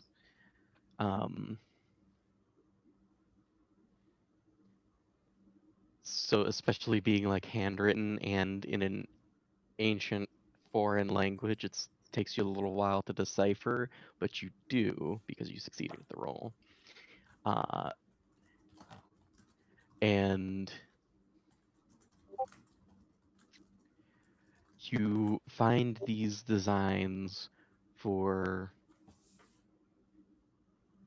this sort of like central piece. It describes like auxiliary pieces. I'm imagining it as like this globe, perhaps. Maybe like some sort of a gyroscope in a way, in like at least appearance. Ooh. And it supposedly suppresses, but not necessarily like negates the geoshifts. There are some components that you can't really decipher as to what they are, but you have these rough designs in front of you for the first time. And this is a huge step. Yeah. Maybe the council should hear about this. Perhaps. All right. How serendipitous. There's a meeting today. Right? Indeed. I'm going to be late, very late. All right. I think at that point, you just kind of check the book out and bring it with you, I imagine. Just Yeah. going straight to the council from there. For sure. Okay, so shifting focus over to Mary and then Natalia, and then both Delphina and Alkeos will join the scene a little later on. So I think when we come back to Natalia, you're in the council meeting, and maybe it's already kind of going on, unless you have an objection to that, like something you maybe want to do beforehand. But I think we're kind of like in the middle of the action, quote unquote action, in this case. Everyone's watching this for the exciting political discussions, Yes. right? The grand debates I'm of ready. I'm so excited. Budgetary this is what my character's decisions. for. fantasy politics. I have a 5 in seduction. Let's go. I'm ready. All right.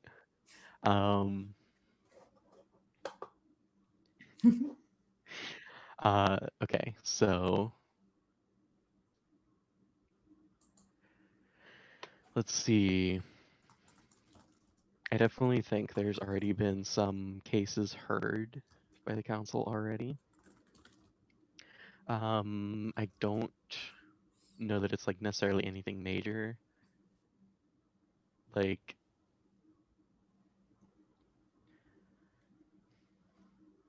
just very small considerances, and they were pretty easy to adjudicate.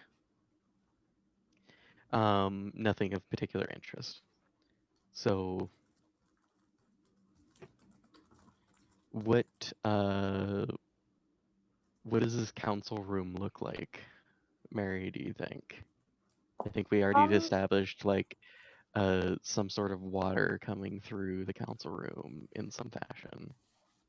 So I feel like to connect the water beam, there would be like the normal doorway you would go through, and they have almost like a lake fountain feature that would allow Yes. the equities to be able to swim out from underneath and up, and that's where they have an area where there's a place where whether the equities would like to stand or whether they need to use a mobility device, they have options. So they can easily be in the water waiting if that's what's most comfortable for them, but they can also be above ground and walk around if that's more comfortable. So it's very accessible because of just the general need for things to work in times of chaos.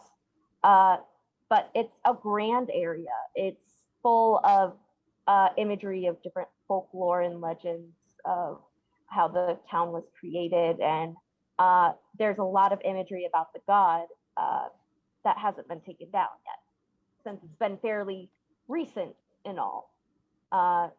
There's a lot of imagery of that god everywhere, because there's normally a seat that he would be in or she would be in, or they. But basically, it's almost like a round table. I see, like there's the main councilman, and then they have like audience around it for these days, and they have like podiums where people can go up. So they have some for those that are the equinees or those that are human. So it's very easy to get to for everybody. Nice. All right.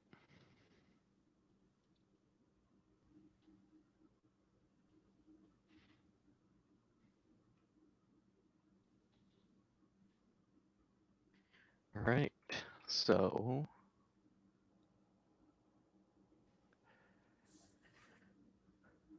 what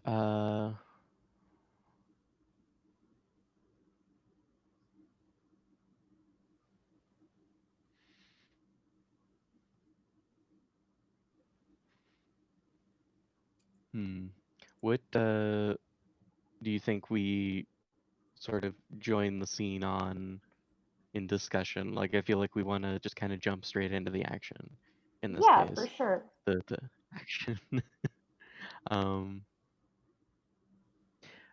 Maybe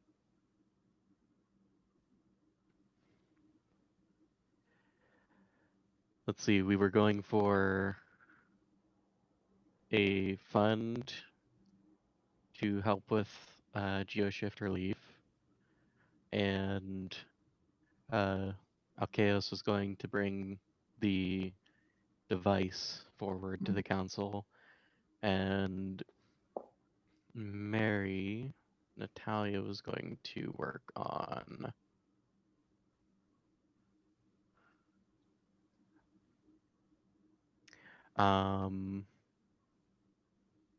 was there anything in particular that you were going to the council for today? Or was it just like going to the Yeah, I council to was be trying at to the get council? at least one council member to take my side in specifically making a fund for low income areas, because knowing how the normal political system works, they'll say what they want to the public, but that doesn't mean that's where it's actually going to go. So Okay, so we essentially are You going for the want same to thing. make it Yeah. in writing or something. Yeah. Got it. Okay. All right, I just wanted to clarify all of that before we like get into the scene specifically. So I think that's probably like the main course um of this particular scene. So why don't we like start off with Alkeos coming in and then shift after that to the negotiating the fund. Dope. How's that sound? Sounds good to me. That's awesome. Okay. All right. So I'm imagining uh Alkeos like very hurriedly coming up to this central podium. And the crowd Uh gasps. yeah, just like gathering all these papers. Yeah, as he fully Lion King's the shark skinned book.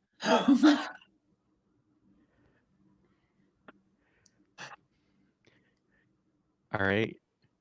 Uh so you present this book and what do you say? Alkeos is definitely stumbling over his words, even though he's theoretically very educated and smart, etc., etc. He's too excited. He is. Yes, he's very excited. He's like, I found. I mean, I found the solution. A solution. It's really really interesting. You see, it was eons ago almost, but it's here. Let me just find the page. He starts fumbling through the pages, and he points at this like obscure diagram with this sort of spherical gyroscope thingy, and he goes, it's not going to eliminate the geo shifts, but it's definitely, it suppresses them. I haven't figured out how, but if we are committed to it, I'm sure with other bright minds we can figure it out. All right, so I think that there's probably like a person that sort of like leads the council discussion uh Maybe a rotating impartially. chairperson. Yeah, something like that. Um so in this particular case, uh it's a woman and they are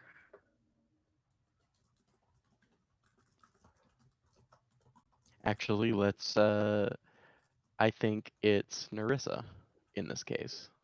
Oh, okay. So she says, this is a very interesting proposition.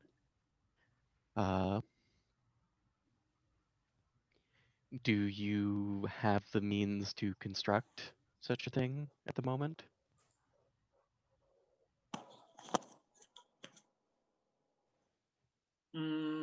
I mean, no, we would have to set aside some funds for that.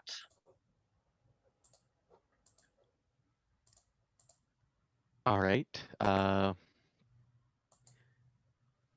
Do we know? Trying to think of other questions she would ask as like not an informed person Have you of submitted the like how form? this. No, I don't think that's a thing. I mean, I guess she would possibly be concerned about backfiring. I don't. Yeah. Okay. So, her question is, what is the guarantee that this sort of device will work? Is there a way to Well, test it without putting anyone at risk. The proof of concept is in books like this. This is what we used before we relied on gods. But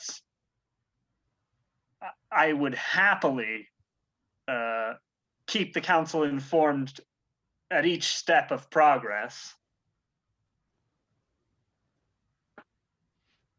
Okay, so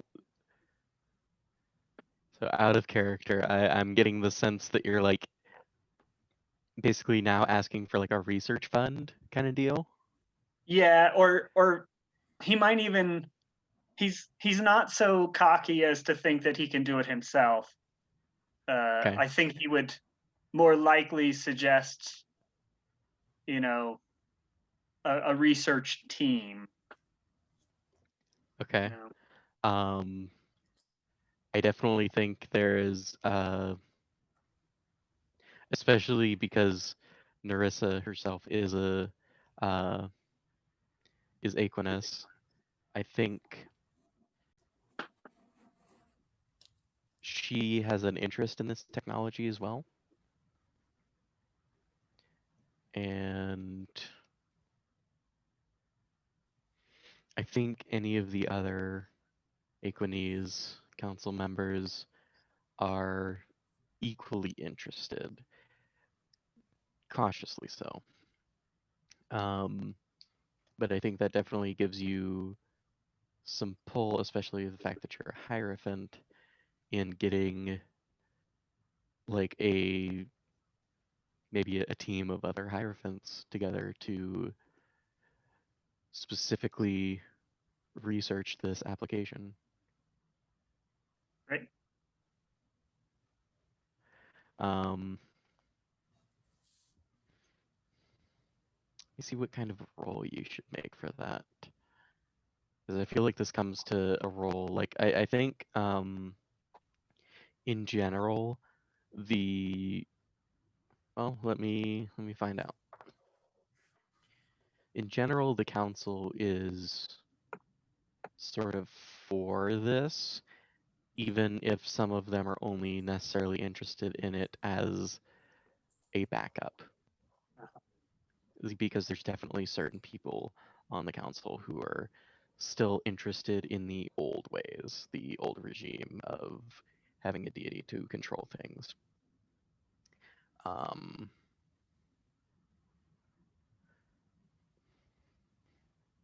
But they're interested for their own reasons. So Maybe we could do like a harder test for will they agree to give me an easy test would be, will they help me form a group? A harder test would be like, how much money are they going to give me, or how many people can be on the team? I feel like this is going to be what Burning Wheel calls a graduated test.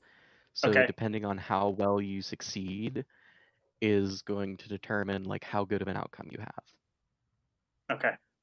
Rather than just simple success or failure. I think it's going to be like more of a sliding scale of success. Out of curiosity, does Natalia say anything in particular about this topic? When it's proper etiquette to, Natalia would, which however way the councilmen usually do it, whether it's standing up when they speak or whatever, notifying that she was going to speak, she'd probably go about it in a way of talking about the necessity of protecting the lower districts as well, that we need to build that into the budget. Alkeos he was just excited to find the idea, so he doesn't actually know if you need more than one to protect different districts of the city or if it all covers one, but he will judiciously answer that it could absolutely protect any district. I take notice of Natalia when she speaks up, and start to think about how I can get in touch with her. All right.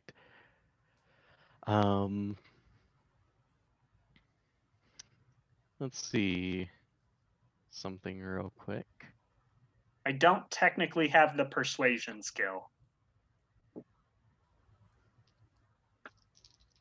No, that's fine.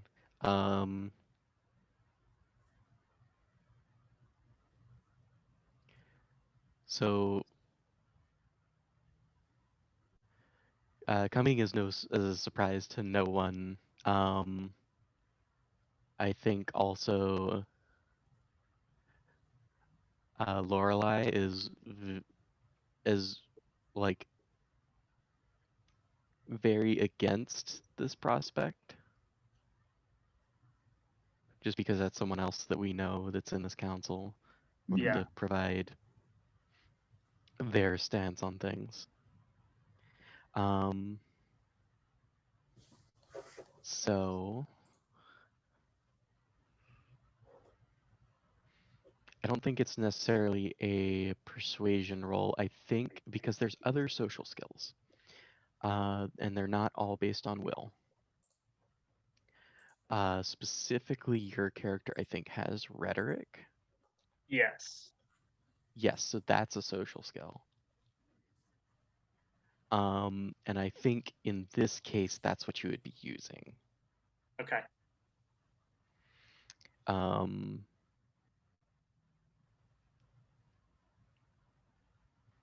So let's have you roll a graduated rhetoric test. Okay. No failure condition. And then depending on how well you do, you will get, if you do extremely well, you'll get like this larger team and a good research grant. If you do only a little well, you'll still get a team and a small grant, but it's not going to be like anything extravagant. Got it. So no failure here, just like I said, spectrum of success instead. Okay. I assume that I can still fork in astrology. Absolutely. Not sure that any of the others would really apply. So if you'd like, I'll go through and make my suggestions. Sure. I think in this case, rule of law would at some point come up. All right. So there's one, astrology.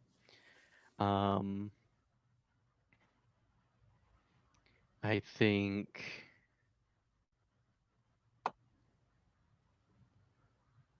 let me look up this trait real quick, specifically.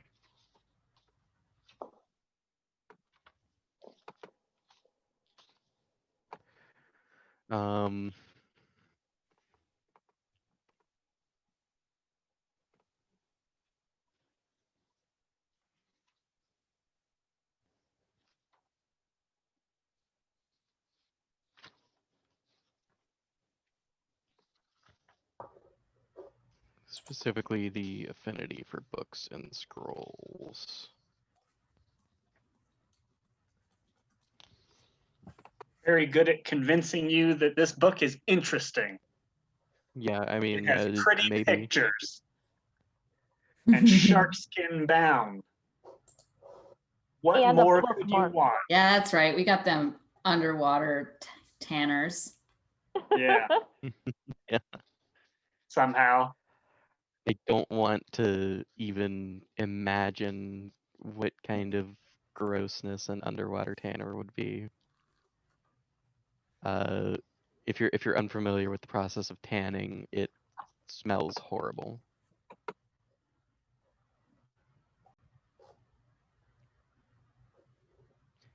Um, where And if did- there's there any they are. way that I can help him get what he needs, Natalia would definitely do that. Yeah. I think your roll is coming up. Okay.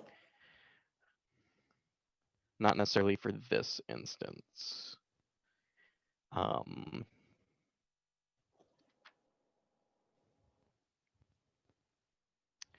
where do we have it? We have. Affinity for books and scrolls. Yeah, I'm looking for the specific listing. I guess it doesn't necessarily matter. It's involving a book, but it's not necessarily like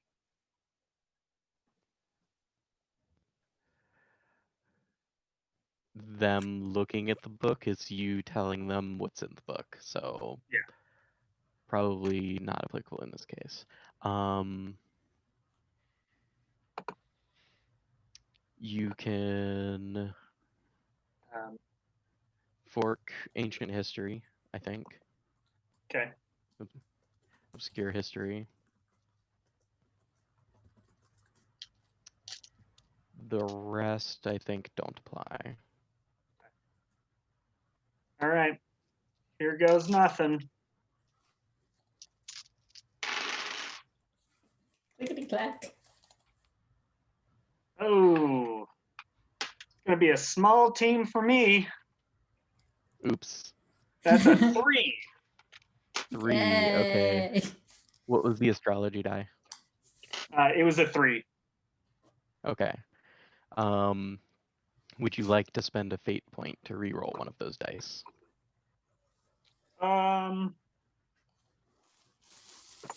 Specifically, anything that came up as a 6. If there were any. I actually got 0 6s.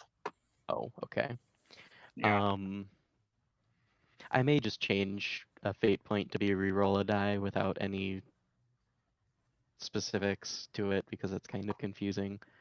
I'll look into that for next session, though. Okay. For now, it's me and the one librarian who helped me. Yes. Oh my gosh, that's So- adorable though. Be such a cute little team.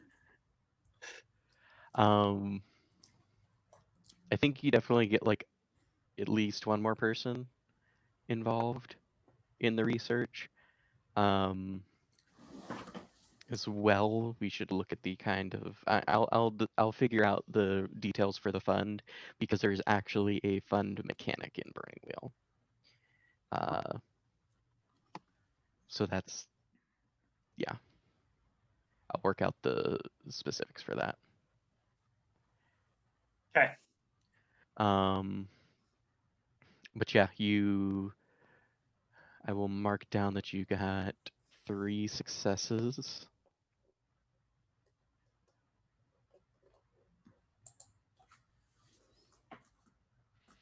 And I think it's overall like decently received. More well than not. Obviously, Natalia's mom is not particularly happy. Is she ever? Probably not. Alcaeus can tell that. Just got one of those faces. She looks grumpy. Yeah. Yeah. Yeah, he could see the Resting faith grump journey face. he was taking as rambling. Just All right. So let's shift back over to Natalia, and I presume you would be the one to propose the fund for like geo shift assistance is kind of what we're looking at. I guess Basically. it depends on how well Raiden convinced Narissa. How well I convinced Raiden to convince Narissa. If she would have also brought it up first. Oh, well, maybe because she is the one, like, sort of presiding over the council at the moment. Maybe she is the one that brings it up. Okay, so let's say that is how it happens. Basically, she proposes this program to expand, well, not necessarily expand, but maybe there's already some sort of, uh, actually, we already know that there's some sort of disaster response team. We just haven't come up with a name for them yet. Because one of you has a connection with them. I think it was Delphina? Not me. No? Alchaos does. Chaos. Yes, okay. Okay, so there's definitely this organization that exists. But they are not, in this particular area, they're not particularly large. I think they mainly focus on the, because they're Aquanese, I think they mainly focus on like the city in the water, specifically.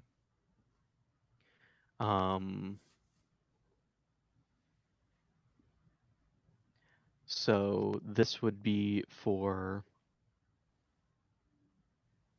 actually, yes, it would be for expanding them to sort of bolstering their ranks and expanding them to cover a larger area. With Una's guidance, of course. So Rather than being funded by property taxes, so that they're only in rich neighborhoods. yeah.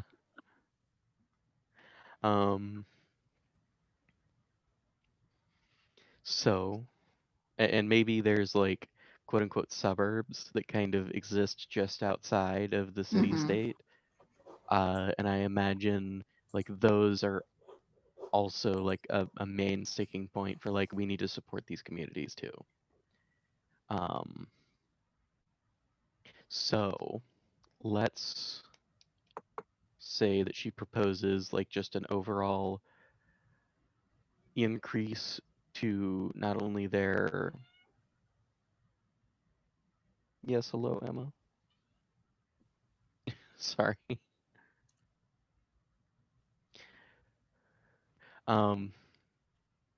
She proposed an overall increase to not just their staff but also their funding. And this is where we would make some sort of a test. So we already know that Lorelei is not interested in supporting this, and I think the So would rest, Natalia like say anything and I'm sorry.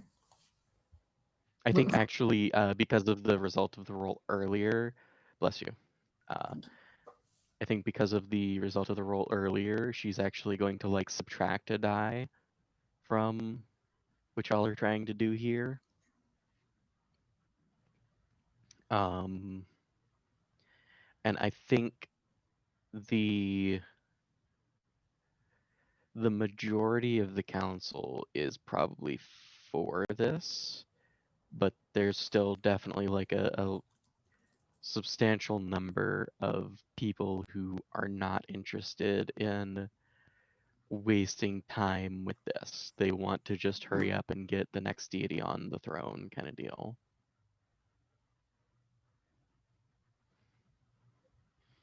In which case, definitely a role involved here. I think, I don't know that it's necessarily interesting if this roll fails. It probably could be. That it's necessarily, but there's a substantial number of the next deity on the throne. In which case, interesting if this roll fails. Would it be narratively interesting for the like a failure case of this roll to be more interesting to just like move on with the narrative? I have an idea. If the roll fails, she might accidentally have a power surge. if you know what I mean. Yeah.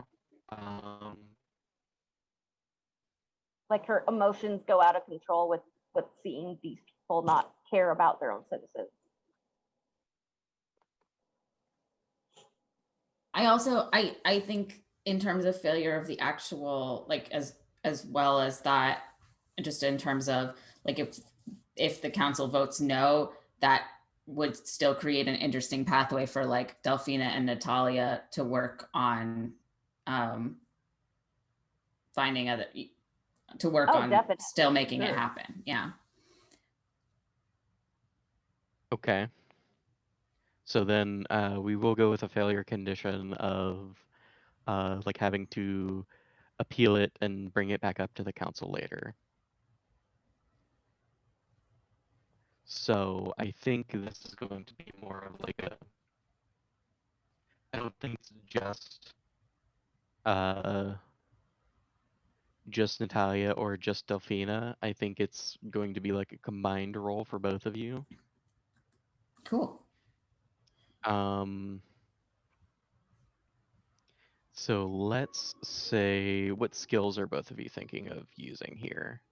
Like as the base skill, not necessarily like any of the forks, but like the specific base.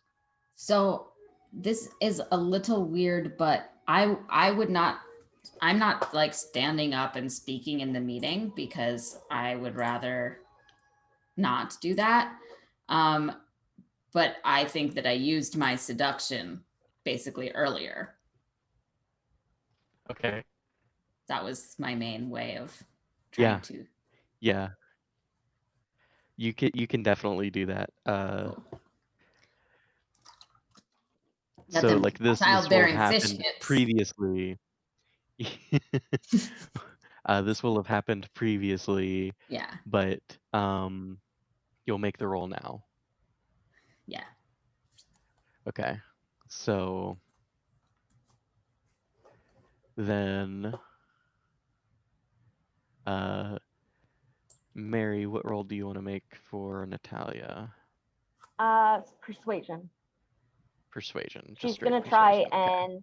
and bring up, like, she would stand up and say, the city as a whole is run, it would not be the same if we didn't help the people that help us the most. And she'll go around the council and point out things that the council's family members rely on that would be gone should they not have a relief fund, such as Okay. Lord Theros' son loves to go to the bakery, but what if there was a giant lake that happened? He'd never get to go again. And kind of appeal to their own selfishness in a way that they're using it where it'll sound really bad if they don't, and it will give her points no matter what in the people's eyes. That's her goal. Okay. Dope. I just want to point out when you were talking about like the bakery, my mind immediately went to Suddenly Lake. And I just found that a little funny. But Suddenly Lake. Fan.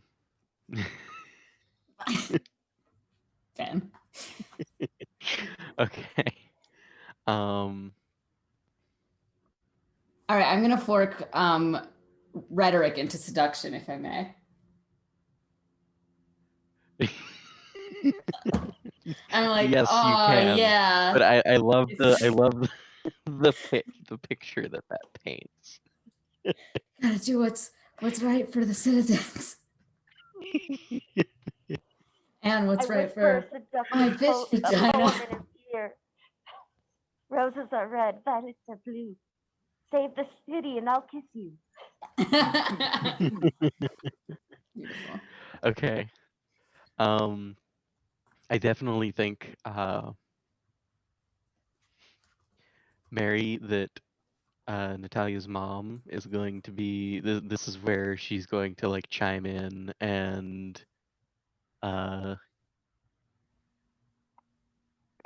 like try and disrupt what you're saying, pretty much. I think her take is basically, and this is disgusting for me to say, but I think her take is basically like,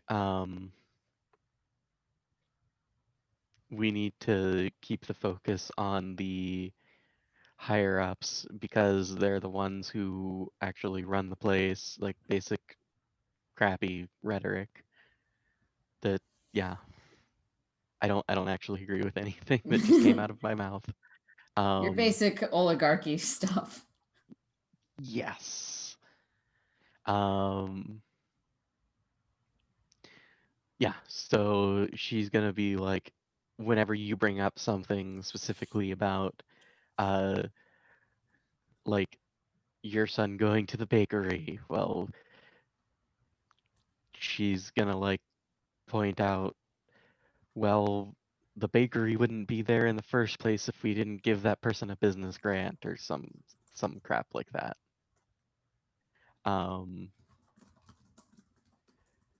So okay, so let's go ahead and make these rolls. I think for are you gonna use sorcery or are you gonna use persuasion? Are you gonna I'm throw using magic into the sorcery. mix?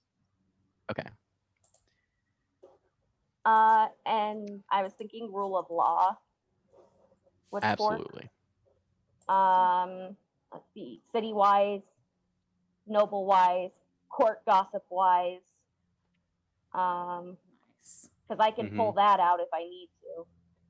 Yeah, I mean you're kind of working that in already, like saying, hey, you know, you like this place, right? Yeah, you might as well support this decision for that.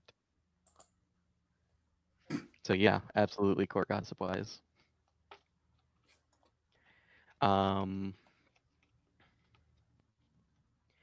So I think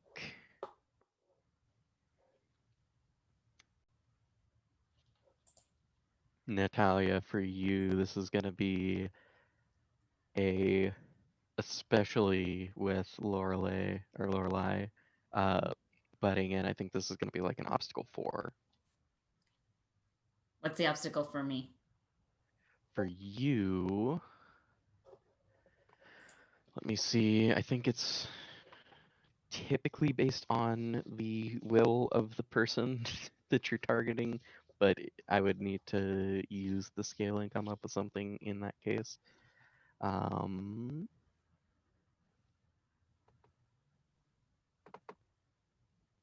Yeah, basic Essentially, obstacle is always since I know he like the agrees victim with will. I like like that it says the victim. victim of my will. Yeah, and the the test is mostly of how much can I convince him that he should bother fighting for it, because he agrees with me on the thing, but like how much of his resources can I convince him to spend to convince other people? I think your obstacle is gonna be 3, Okay. which is more or less what Natalia's would have been if her mother hadn't been Being a butt. butting in. Yep. All right. So what forks are you gonna use? Oh, oops, I just rolled it. I just used rhetoric to add to my seduction.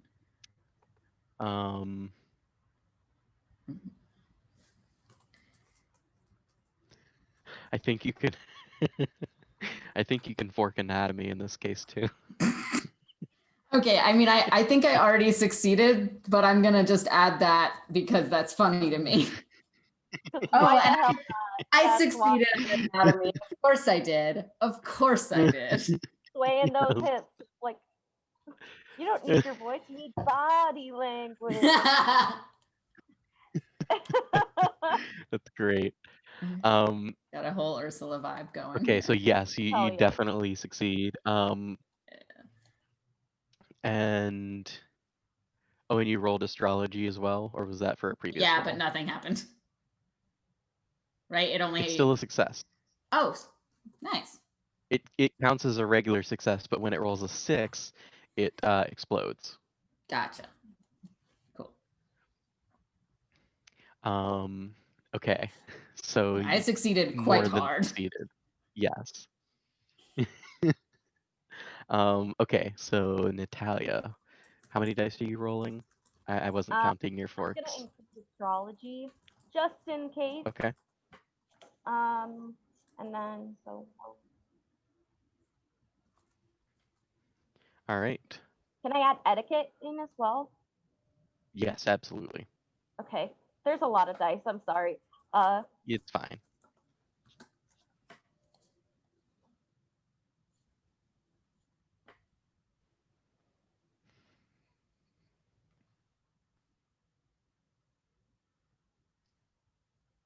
Okay, I You got have this. 11 dice. And what was the obstacle? 4. 4. Yeah. Thank you. This is what your mom's doing. Yeah. Yeah. Got a All right. little upturned nose. We'll have the green die again be astrology.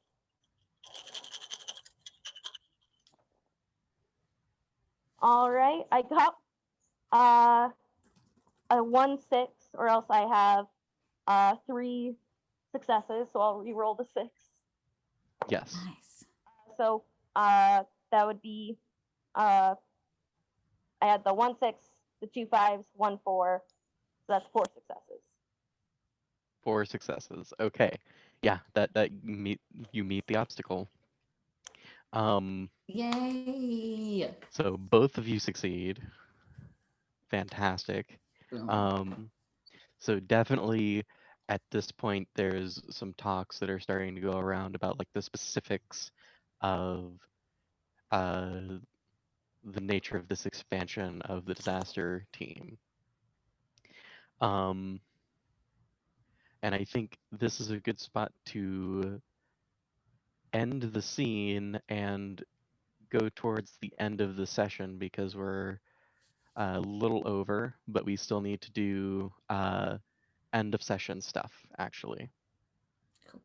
So at the end of every Burning Wheel session, it's kind of similar to the beginning. We go over any of your beliefs/goals that were either worked on or accomplished. Uh, we look at any of your instincts that may have earned you a fate point, and we look at any of the traits that you've role played. Okay. So, Freddie, let's start with you. All right. So beliefs. My first And one you is don't necessarily need to read through all of them again. I yeah, I just want wasn't to gonna. okay, good. My Just first one say the ones that you think was like are to gain completed some or worked influence on. in the government. I think I succeeded quite well in that one. I still might continue to have that goal in the future because I would like to do it more, but like I feel like I did that. Doing it was definitely the verb involved there, yes. Okay. Yeah, so you earn a persona point for that. So mark a in the FPD, yep. Great. The P. And then that's that I didn't work on my other beliefs. Instincts, well, like I tried to do the first one, but I didn't do a good job being inconspicuous. So that I don't know if that really, yeah, I think none of those count. Would do anything. I definitely was cocky and a rabble rouser.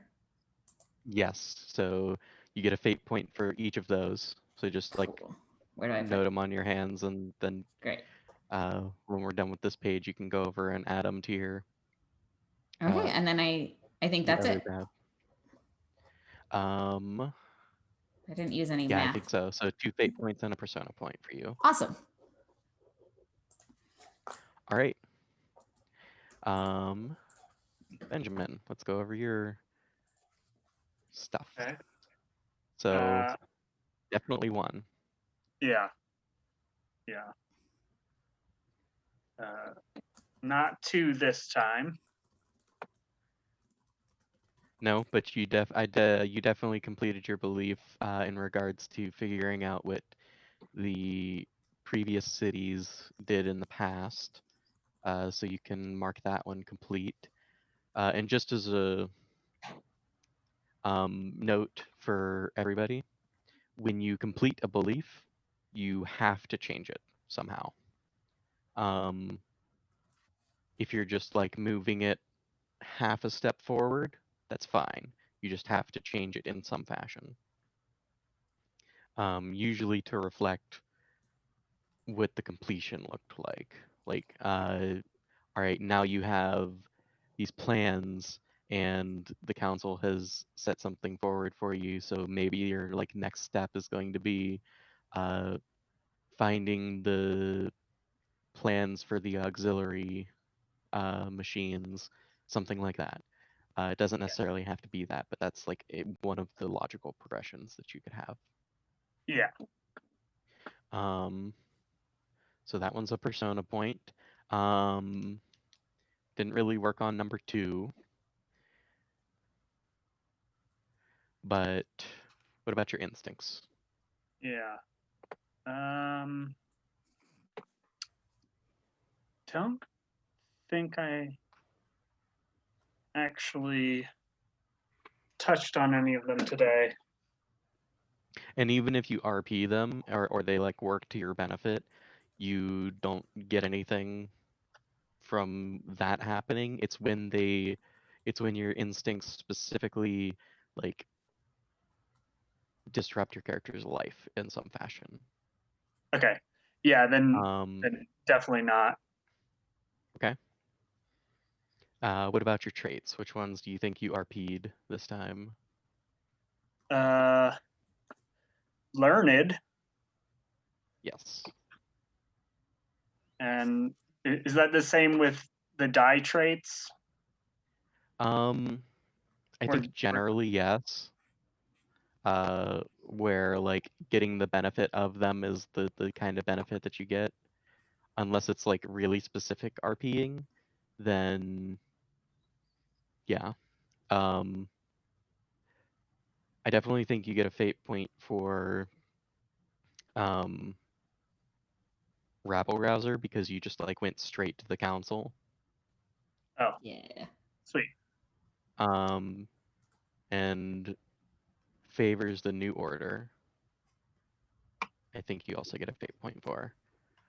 Okay.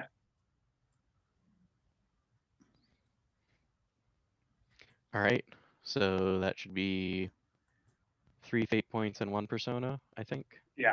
Yeah. Okay, there you go. And Mary, how do Well, your I goals look? definitely got my first belief of uh, getting at least one council member to agree with the thing I proposed. As far as instincts,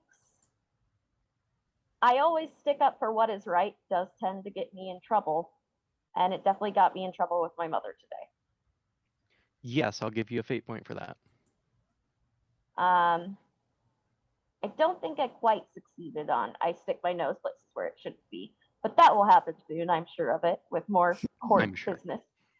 As far as the character traits, definitely determined, I think, was shown. And then I would say favors the new order is showing as well. Yeah, for sure. All right. I have a So, just quick question. Was that last seduction test, was that routine, difficult, or challenge? You rolled 1, 2, 6 dice versus obstacle 3, so I think that's routine. Okay, thanks. Sorry. The way that you check, if you look on your skills here, just at the very top of the list where all your skills are, and you click this Oh. triangle. I see it. So it's the difference, basically. Yeah, so you look 6 dice, and then you come across 1 to 4 is routine. Got it. Thank you. And that's expandable. And there's also those expandable sections for spending fate and persona and earning it as well. Yeah. All right. So I think that wraps us up. Did we give you a fate point for your first belief, Mary? Uh, the persona point or Yes. okay, yeah, I You yes, completed it, right? yes. Yes, then you get a fate persona point, and you'll have to rewrite that a little bit Sounds good. for the future. So for All next right. session, can we write new goals? Yes, if you want to change them up, adapt them in any way, in between sessions, you can do anything you like. Amazing. Even if you want to just completely remove a goal, like you realize maybe this isn't actually the direction I want to take my character, you can do that. Completely valid. You can also do the exact same thing with your instincts. Cool. All right. Well, We did it. thank you all for playing. And chat, thank you for watching. This has been very fun. I'm excited to see where this campaign goes next. Yay. See y'all next week. Yeah. See y'all next week.